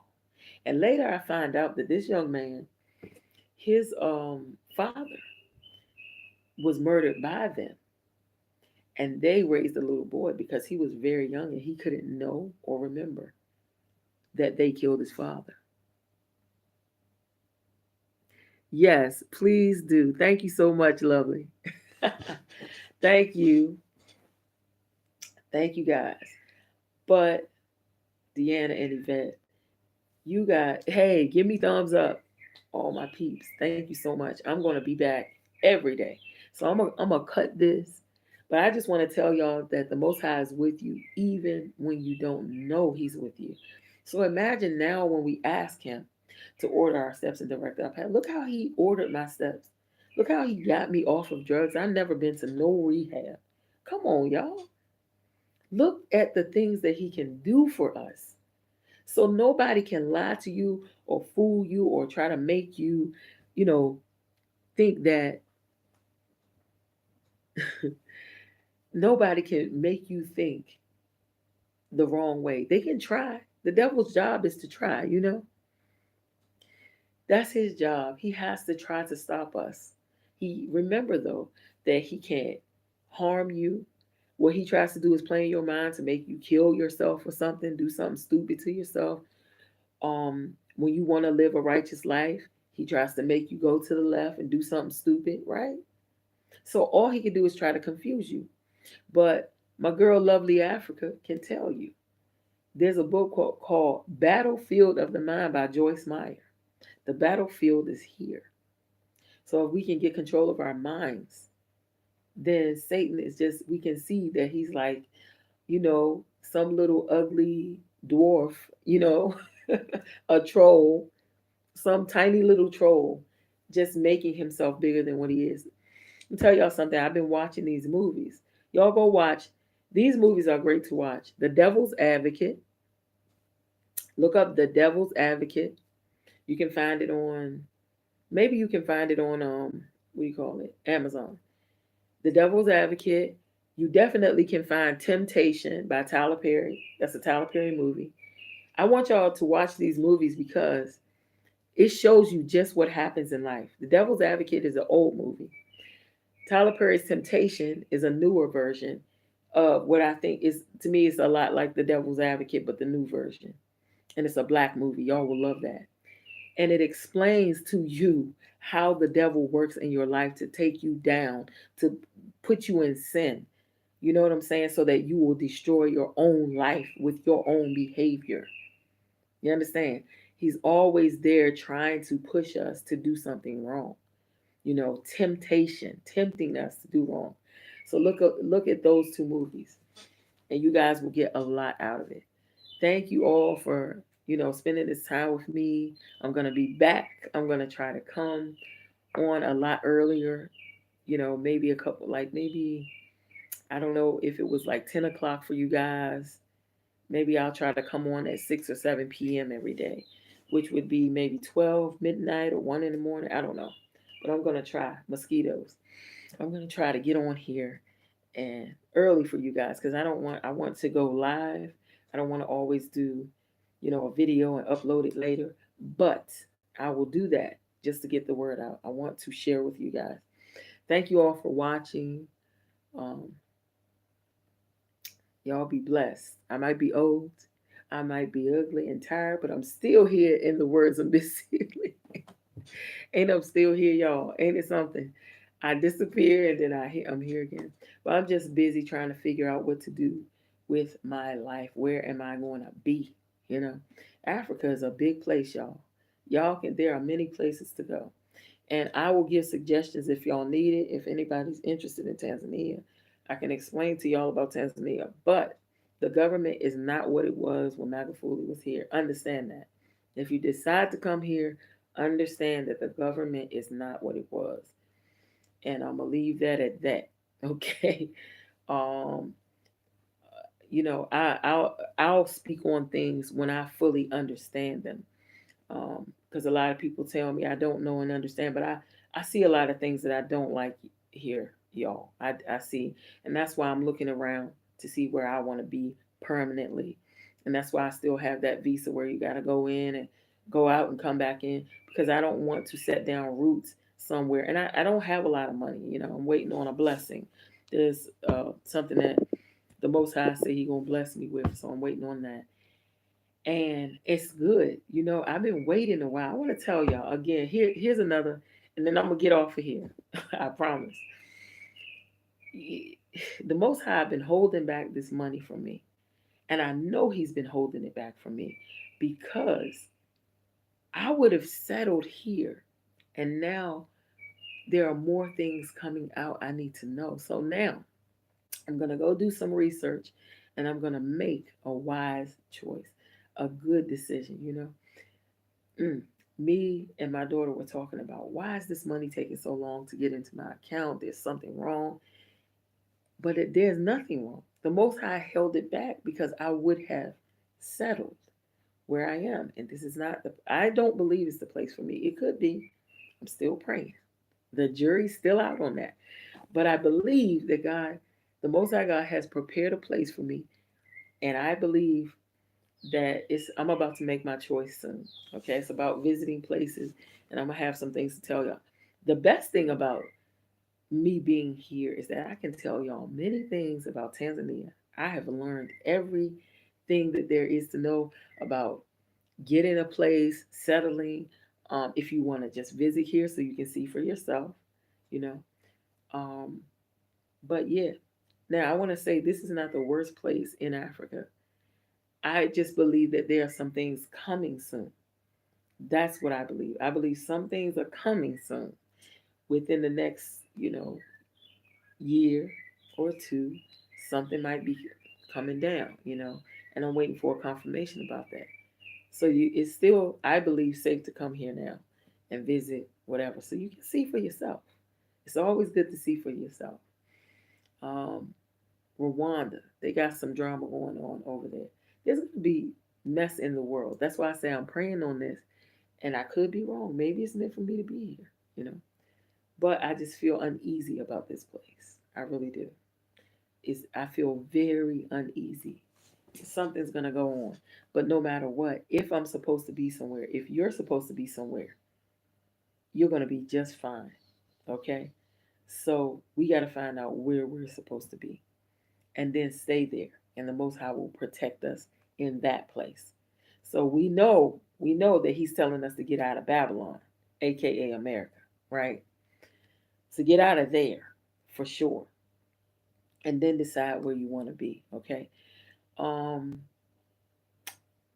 yeah. The Most High does protect us. He protects us no matter what we think we're going through in this life. He's with us. He's protecting us. He's there for us. So, um, guys, if you can give any suggestions, if you have any videos that you want to share with me that you would like for me to expound on, hey, I've been seeing these videos about these people dying over in America. Uh, my, just every time you turn around, there's another story about a young black man dying. Young boys, young men, older men. I'm tired. I don't want to see it no more. And I'm trying to tell y'all, can't you understand that if over over 60 is over 60 years? Yes. Uh I think it's over 60 years ago. Dr. King. Yeah, over 60 years ago, Dr. King was fighting and walking the streets like Black Lives Matter people. Like the Black Lives Matter, movement, right? He had his movement. Dr. King was doing that 60 years something years ago, and he was saying the same phrase, right? Not exactly Black Lives Matter, but he was trying to tell the world, trying to tell America, especially, we matter. Our lives matter. What they're telling you every day that I look on Yahoo News, there's another black life taken, right? That our lives don't matter. And if you guys don't understand that there is an assignment from the devil to off black men in America, y'all don't know. Now, I don't know exactly what's going on in other places, but because I'm from America, I can understand. In fact, I would say get out of all European countries because I'm meeting people from UK and other places. They say it's just as filthy, just as dirty for our people. You understand? And that's one thing. Number two, you slaves there. Me, I've been struggling. I'm telling y'all, I've been struggling. I haven't had no money. I gotta be honest. Y'all know me. I've been struggling here. I haven't had no money.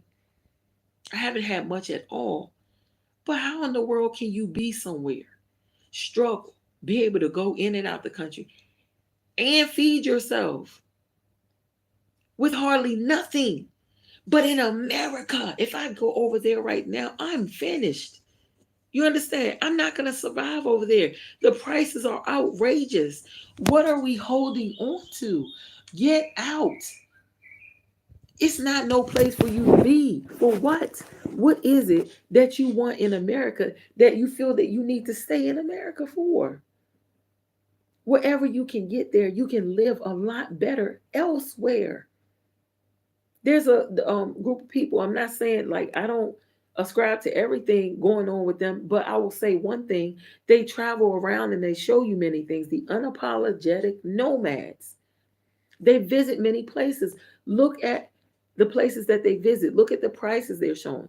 You know what I'm saying? For housing, someone just told me about a house, a 2 bedroom, decked out, beautiful home in Zambia.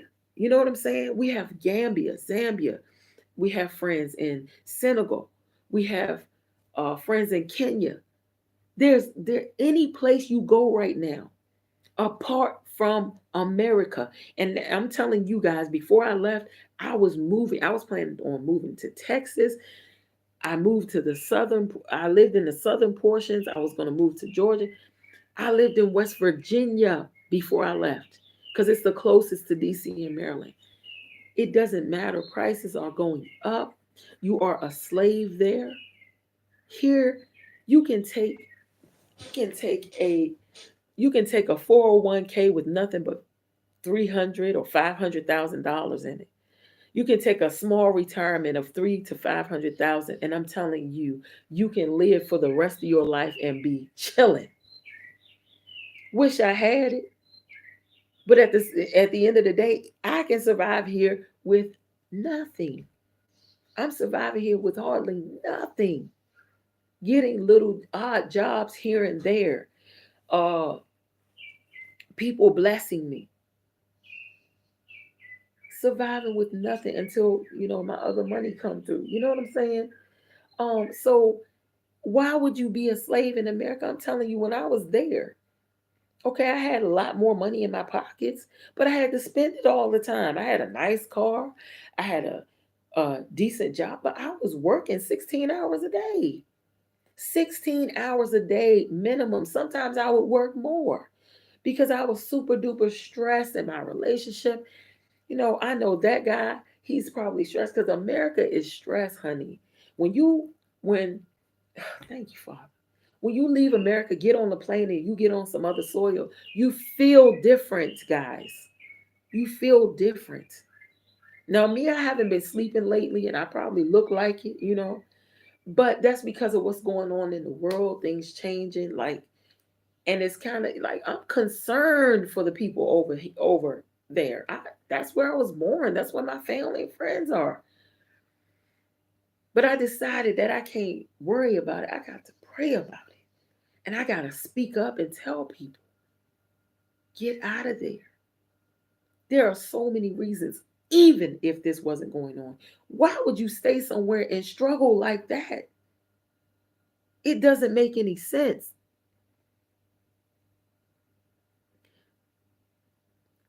Thank you. Thank you. Thank you. Thank you, Yvette. Thank you. She just now said the thing about Africa. I want to tell y'all something. Can I tell y'all something, folks? I ain't gonna lie to you. Listen to me. Listen to me.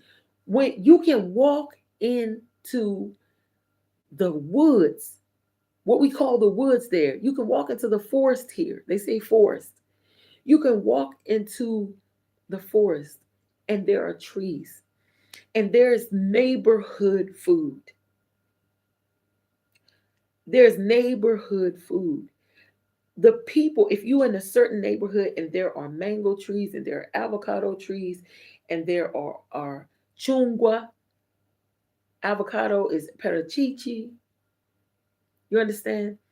If there is uh, embe mango trees, you can go and enjoy that fruit. Everybody from the neighborhood just enjoys that fruit. I even found out something here, guys. The coconut trees. People go here, come around here, and they just take the coconut down. You can come into someone's compound. These compounds have a gate around them, our homes, right? You can come into someone's compound And you can ask them if you can have the coconuts from their trees. Most people don't want the coconuts on their trees. And they take the coconuts. This is how beautiful it is here. Here's the beauty of the community, not the government. The beauty of the community of Tanzania is that you can get the coconuts from your neighbor's tree and you can go out on the corner and you can bust open and sell those coconuts to make you some money so that you can buy some meat, some other food for your household, whatever you need for your babies. That's the beauty of Africa. The land actually, I say it's community fruit, it belongs to someone.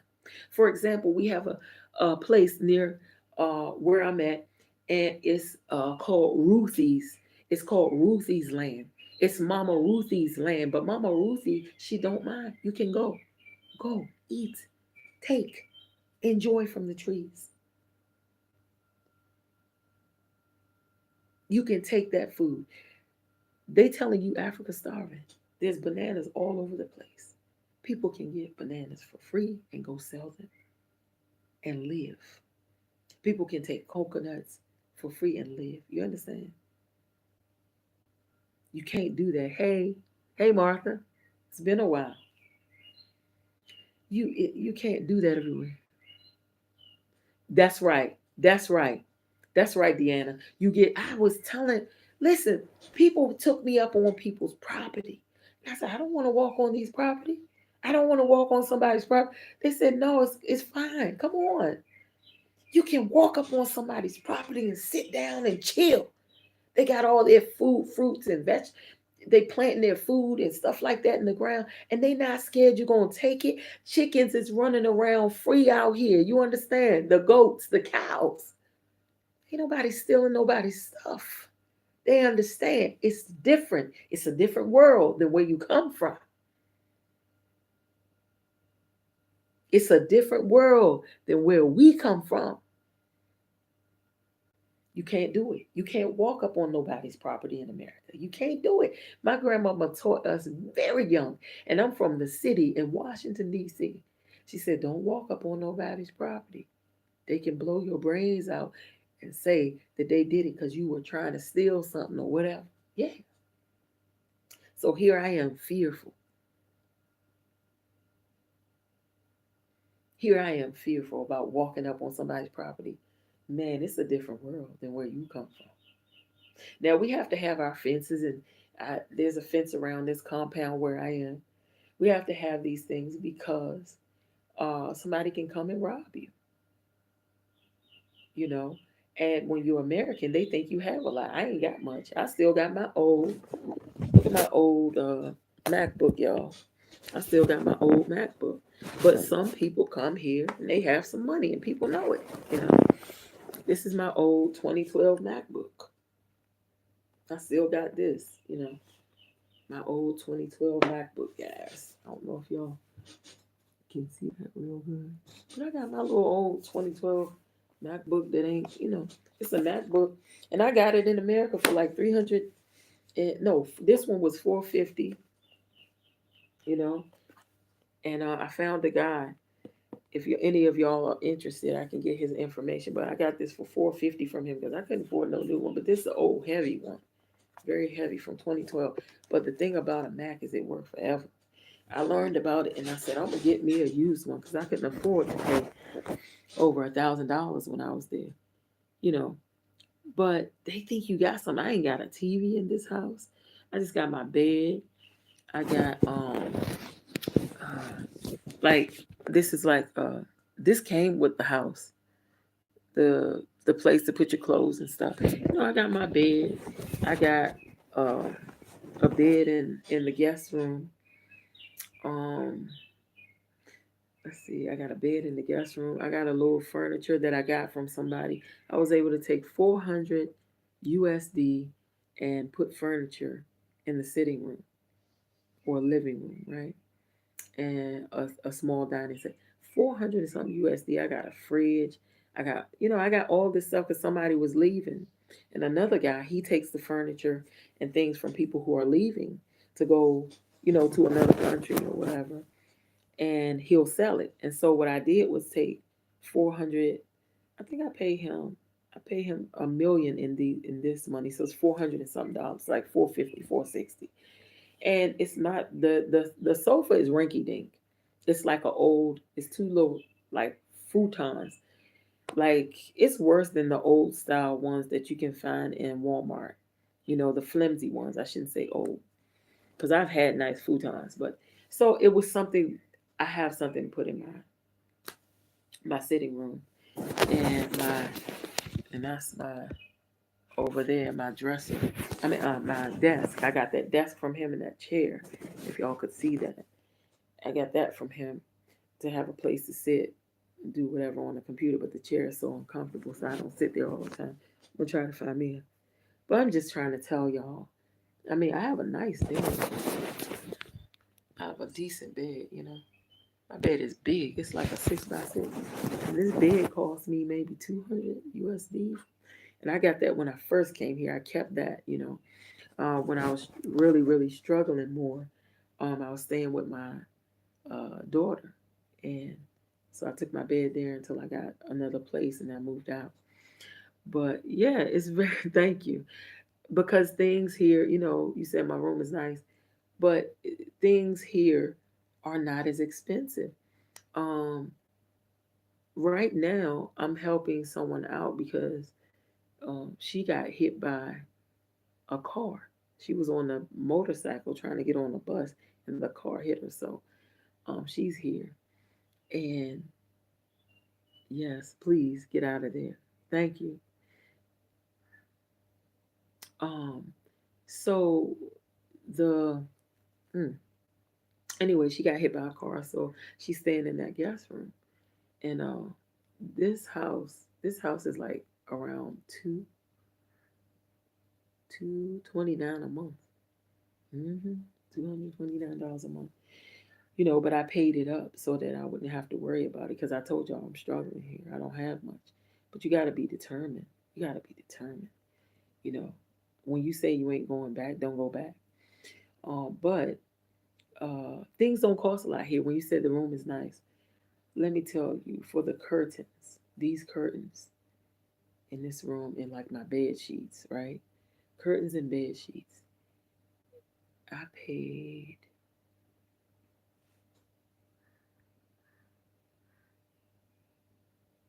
I paid $25 for my curtains and my bed sheets. I paid $25 for my curtains and my bed sheets. Yes, thank you so much. That's why I say I can help y'all.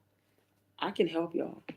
The same way I was in America with trying to find I'm sorry, I'm eating watermelon. Mm,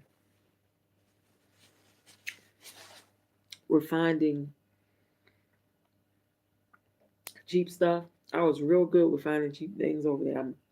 I became the same way here. In the beginning, the first house I paid for was um I paid oh I was paying 1 million a month or $400 a month for one room.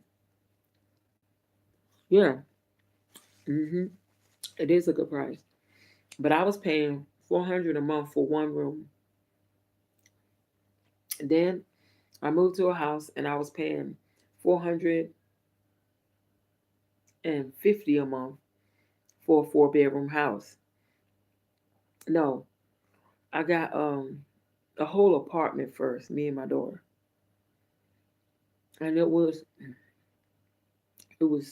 almost 2 million a month. We only stayed a month. Then we found a house. And it was oh sorry guys, USD it was 800 a month. So we stayed a month. Then we found another house. And it was 517 for the month. 4 bedrooms. Then our next move, my daughter found a house for 100 and something a month. I found this one for 2 something a month.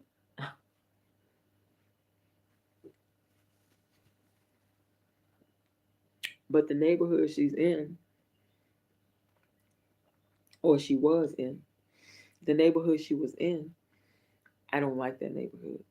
That neighborhood is like the hood in America, but it's worse.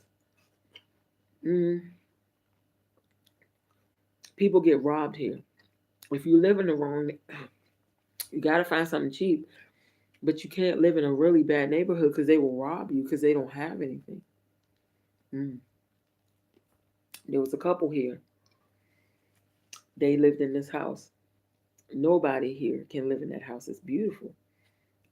Our family stayed there for 2 months, right? But we had a ton of people here. We had another family of 6 that visited. So it was a ton of people in the house. But this couple was 2 people, and they had this 5-bedroom big old house, and they got robbed. You got to be careful. Me, I know people here now, and I know the good people, and I know the people who is good to deal with. Now I can sense the ones who are not good to deal with. You have to know something about where you are. And that's it. Like, just get to know more people. When you come over here, learn about from Americans. You stick with Americans so you learn and meet some other people. But eventually, you have to get with locals so you can find the real prices. The real prices, if you are with a local, if you're going shopping with a local, they're gonna find everything that's the right price for you, right? What I mean by the right prices is the real prices that they pay. There are specific prices they have for us. They expect that if you're looking for a 3 or 4 bedroom, that you're American, and they're going to get you to pay. They can easily get you to pay 1 to 2 million a month for your house. Hmm. And 1 to 2 million is $400 to $900 a month. 400 to 900 a month. It sounds like nothing, but you're overpaying.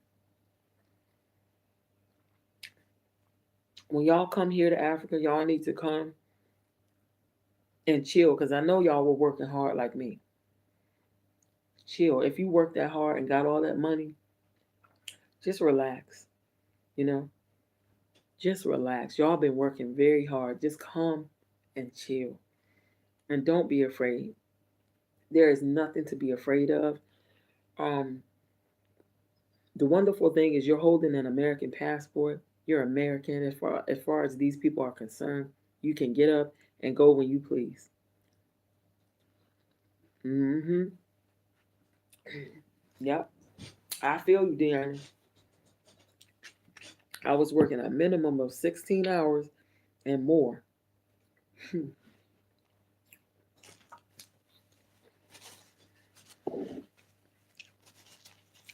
Yes.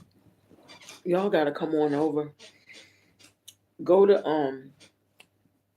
and then you know what I did before I came here, where ended up part of the reason that I chose Tanzania. I chose it for several reasons. Magufuli was one, but I made a list of the cheapest countries. You know, pick a cheap country and just go. You can always leave. You know, uh, another thing you can do is try to find. Hmm. Yeah, you can build your own house if you have enough money. I would like to, but we will see. It doesn't cost a lot, but it can cost like 100,000 to build a house. That's nothing, y'all know, for a 3 or 4 bedroom house. But some of us don't have it. That's why I'm telling y'all. Those of y'all who have 100, 200, 300, 500,000, you can budget your money out, and I can show you how you can budget your money out, and you can just live. In fact, I'm gonna do a budget and show y'all a 5-year budget and the way my mind thinks, so y'all can understand why there's no fear coming to Africa. I can show you. I'm gonna pick a country and I'm gonna do a budget. I'm gonna take one from my list of top 10 countries that I like and that I'm considering. And I'm gonna show y'all something. That's going to be my next video to show you why are you to say why are you wasting your time in America? I don't care even if it's something small. I came here with hardly nothing. I think I came here with $3,000 or $4,000 in my pocket, right? And I'm still here surviving. I go in and out the country like I'm supposed to. Hey, it's doable. You can walk out of the country.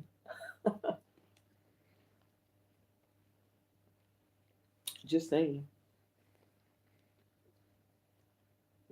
You can drive out of the country. Um, I I know you guys have seen negative videos about where people say they came and left, but I swear they're getting paid to say that. But also, guys, I think some people may have been paid to say bad things about Africa and make you think it's hard here. But also, some people don't understand, so they come here. Me, God made me.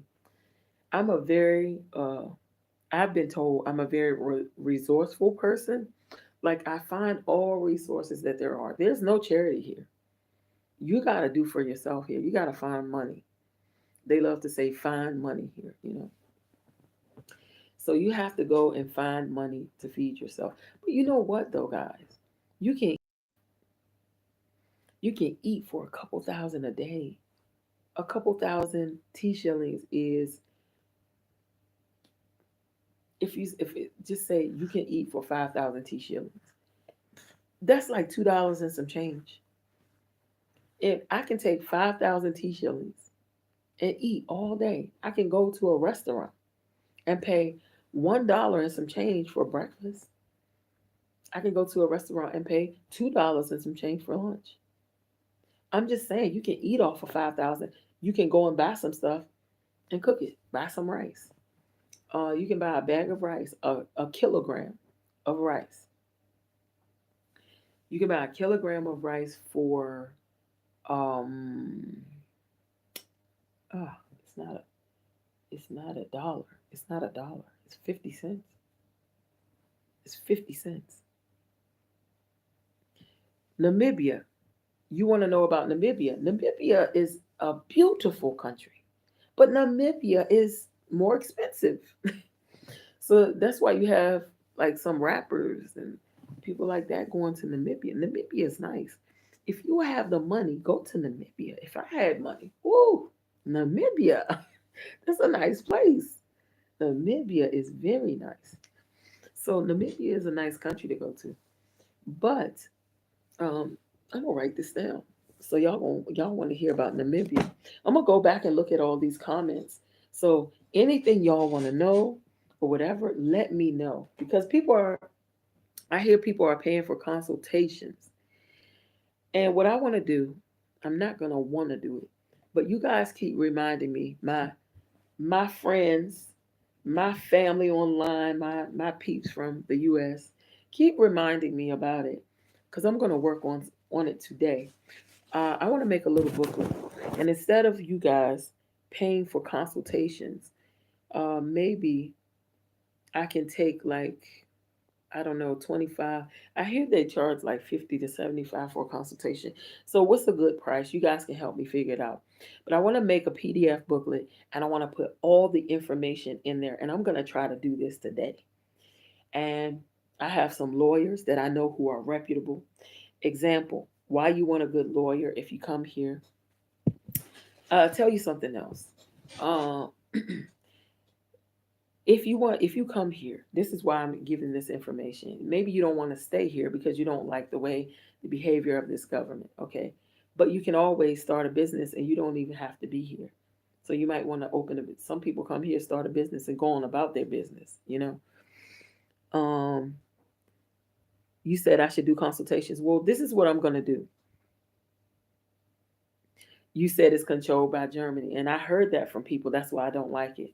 That's why I don't like that. I don't want to be controlled by no European country like that. And it may be the same everywhere, but there are differences, and I'm going to tell y'all about them when I finally make my decision. I'm going to tell y'all what the differences are and why I chose where I'm going to be, right? Because I want y'all to understand about Tanzania, because I know some people are interested. Many people are interested. So, but again, I might be wrong, and the Most High might say, stay right where you are. So we're going to see. But what was I saying? You were saying I should do consultations. Yeah, that's fine. But what I'm going to do, this is what I decided to do. I want to put a bunch of information in a booklet, all this information that I've gathered and gained, the knowledge and experience I've gained um, being in Tanzania for a year and what, 1 year and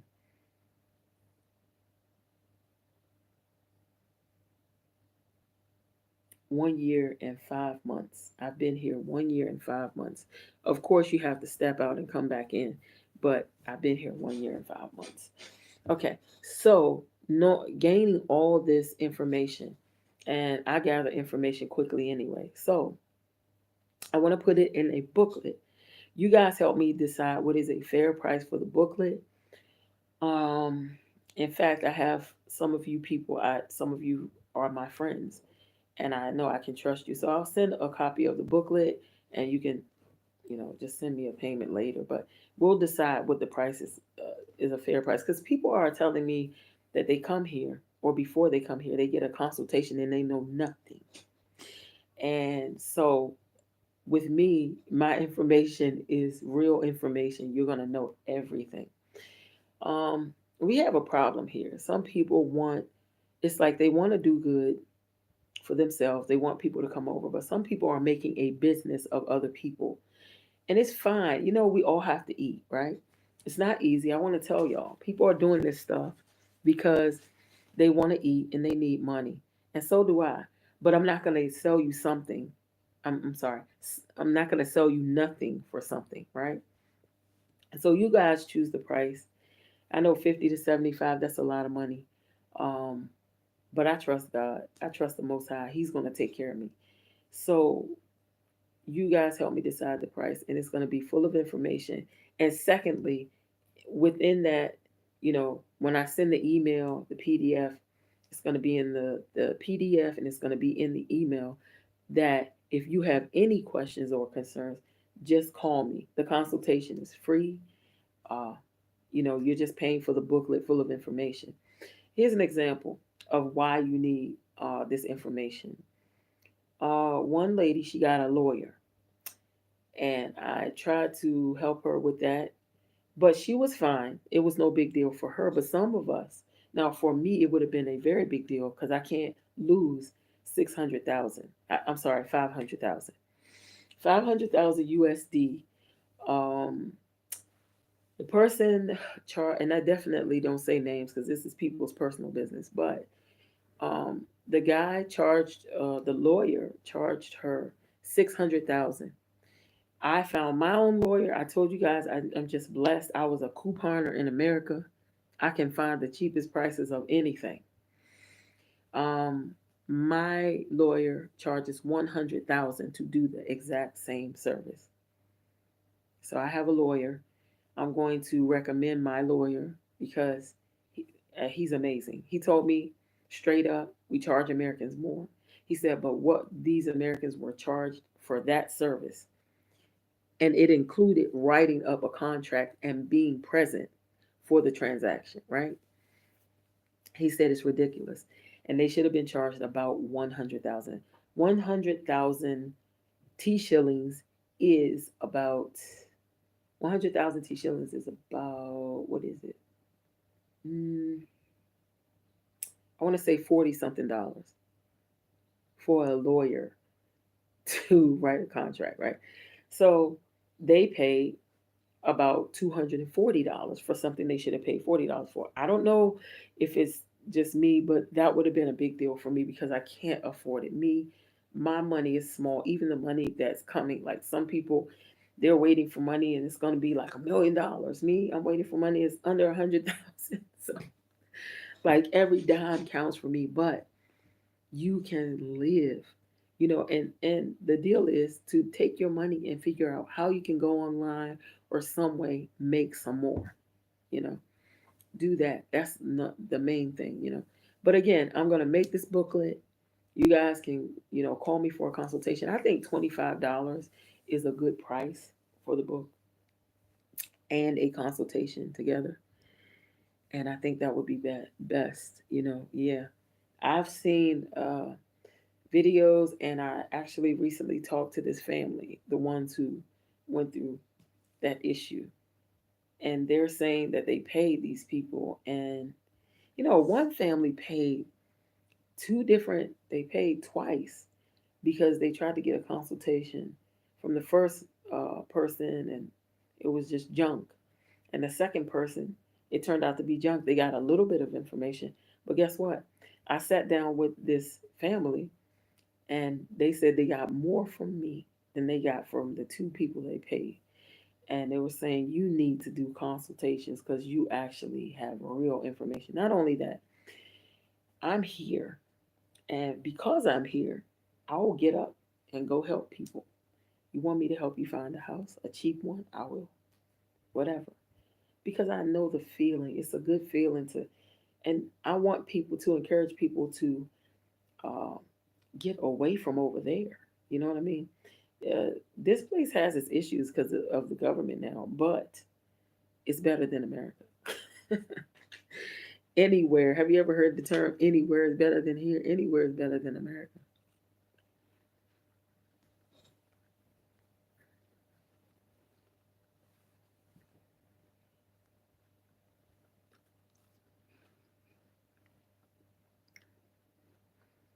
Hmm. Okay. The lady who's in Senegal, let me talk to her. I'm a good negotiator too. Let me see if I can get her to give you a better price. Send me her information. I guarantee you I can get you a better price. Mm. Let me tell you something else. I'm really good at negotiating. Mm. I thought that it was just something because I was in America. When I came here, y'all, I speak Kidogo. Kidogo means little. I speak Kidogo Swahili, and I can argue with these people and get a good price from them. Um, a friend was about to buy a piece of land, and it started at 10 million, and I said, no, that is so small. And they were arguing with me. This is a different person because they are not new here like the other family. They have, cheaper. They have cheaper stuff, because they understand things. But I tried to tell them when they bought the car, let me help you. I used to sell cars, right? I said, also, I have my peeps. My peeps here, we know how to check out a car and make sure everything's okay. They didn't let me help with that. But I kept saying, let me help you, let me help. Okay, so finally, I get a call say, look, if you can help me with this, I got the person down to 7,500. I got the person down to 7,000. I said, okay, I think you should pay 5. And that's a good thing. Even if it's not worth 5 million, I'm sorry. I said 7,000, 7.5 million. Let me get this computer so I can do this math for y'all. 7.5 million. Oh no, I was about to say it didn't cut off yet. 7.5 million is what, guys? Let's see. Let me tell y'all.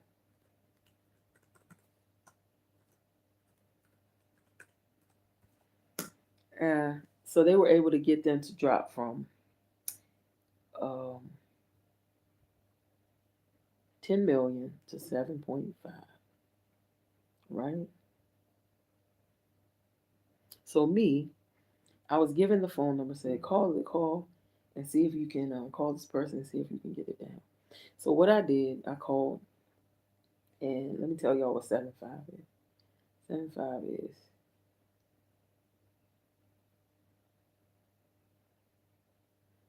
divided by,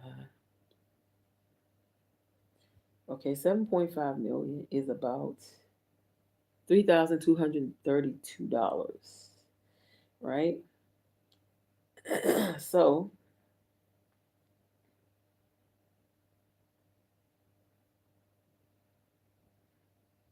I got it down to They got the piece of land, and I got it down to $2,801. Okay, so may not seem like a lot, but 1 million T shillings difference. 1 million T shillings difference. You don't give somebody 1 million T shillings because let me give you some ideas. 1 million T shillings can with for me, I can feed a family with 1 million T shillings. I see a family of, and I'm telling you because I've helped these people before. So it's how many people? One, two, three. One, two, three. Wait, one, two, three, four. 1 million T shillings can feed a family of five for at least 2 months. So to give somebody 1 million T shillings is like giving away your food for 2 months. You can feed your family for 3 months. Okay. Um, but that's I'm gonna make it where it's like easier. 2 months at least. Okay, with 1 million T shillings or $450 or so, right? Around 450. Okay, daily electricity.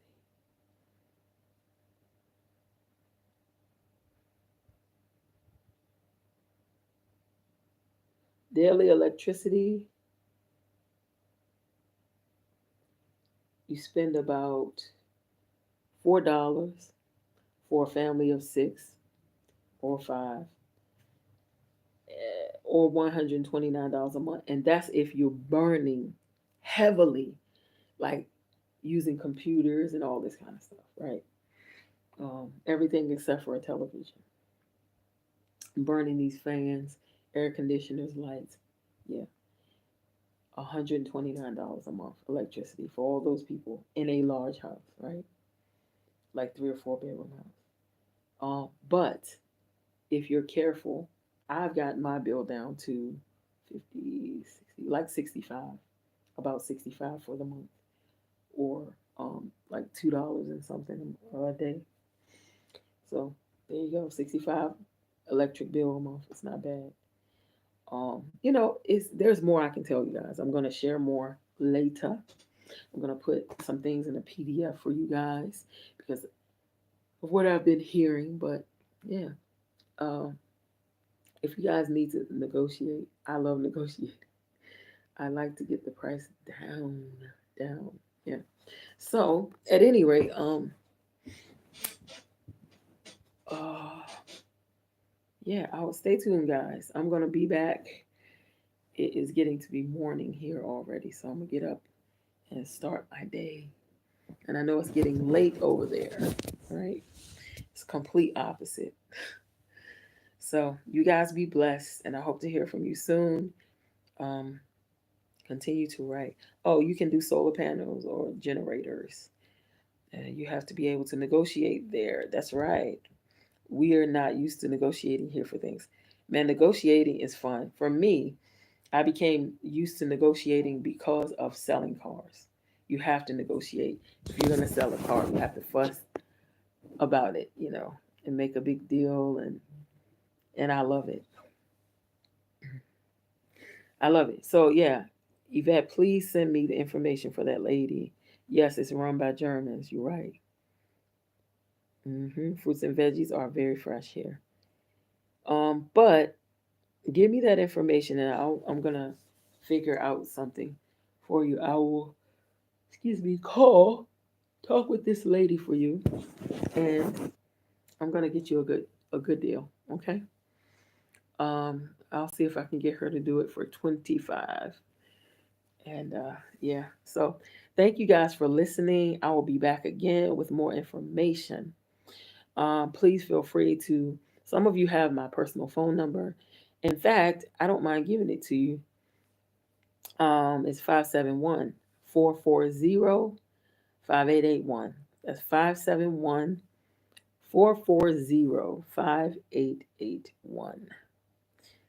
And you guys can call me anytime, text me, just feel free. Look at the time zone, and but texting is fine anytime.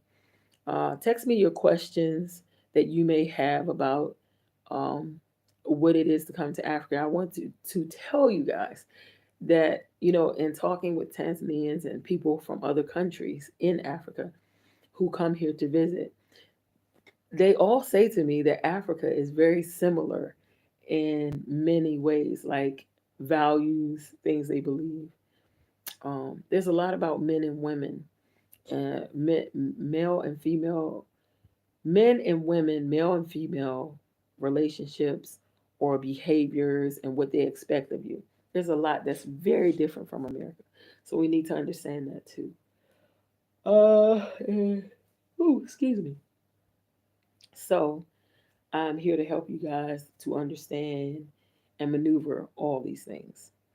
So thank you all for watching. Again, my personal phone number, if any of you ever need to talk, um, I'm going to offer consultations. Like I said, there will be $25, but you'll pay for the booklet of information that I have on Africa and Tanzania. Um, and $25, and the consultation is just free. If you get here, you're interested in coming here for a visit or anything, please call me. I will guide you through everything. Um, Understand, I'm going to put these things in a book, but people here, they can't give you their time without a fee. There was a young lady, I was taking her around to find houses when I got here. Um, my daughter can tell you, we had to pay the dalali, or just say real estate agent. We had to pay them for their transportation. Many people do not have a car here. They have to pay a bajaji. So you have to pay them $5 or $10 for the day to travel around with you to look at these places. You know, um, you sometimes you can be generous and offer them lunch because we've all been running around looking at places or whatever, but you don't have to. Some people do stuff like that, but offer them $5 to $10, or they may request, because unfortunately, some people don't care that these people are hungry, and if they don't make any money that day, they just lost money running around with you paying transportation to show you houses. So this fee for real estate agents, aka dalalis, or whatever you want to call them, they call them dalalis here, and there's also real estate agents. Um, this fee is to pay for their time and their transportation, because this is working. When they go and show you houses, they work, and it's very different here. Like I said, if you have a vehicle or you have an Uber, they will ride with you. It's not a big deal. This is the way it is, and people get angry and they're like, "Oh, they're charging me a dalali fee." Well, some of them realize if they don't tell you to pay them a fee for their time, you're not going to pay anything. This fee can range from 10,000 for a day's work, like showing you 3 to 5 houses. It can range from 10,000 up to 50,000.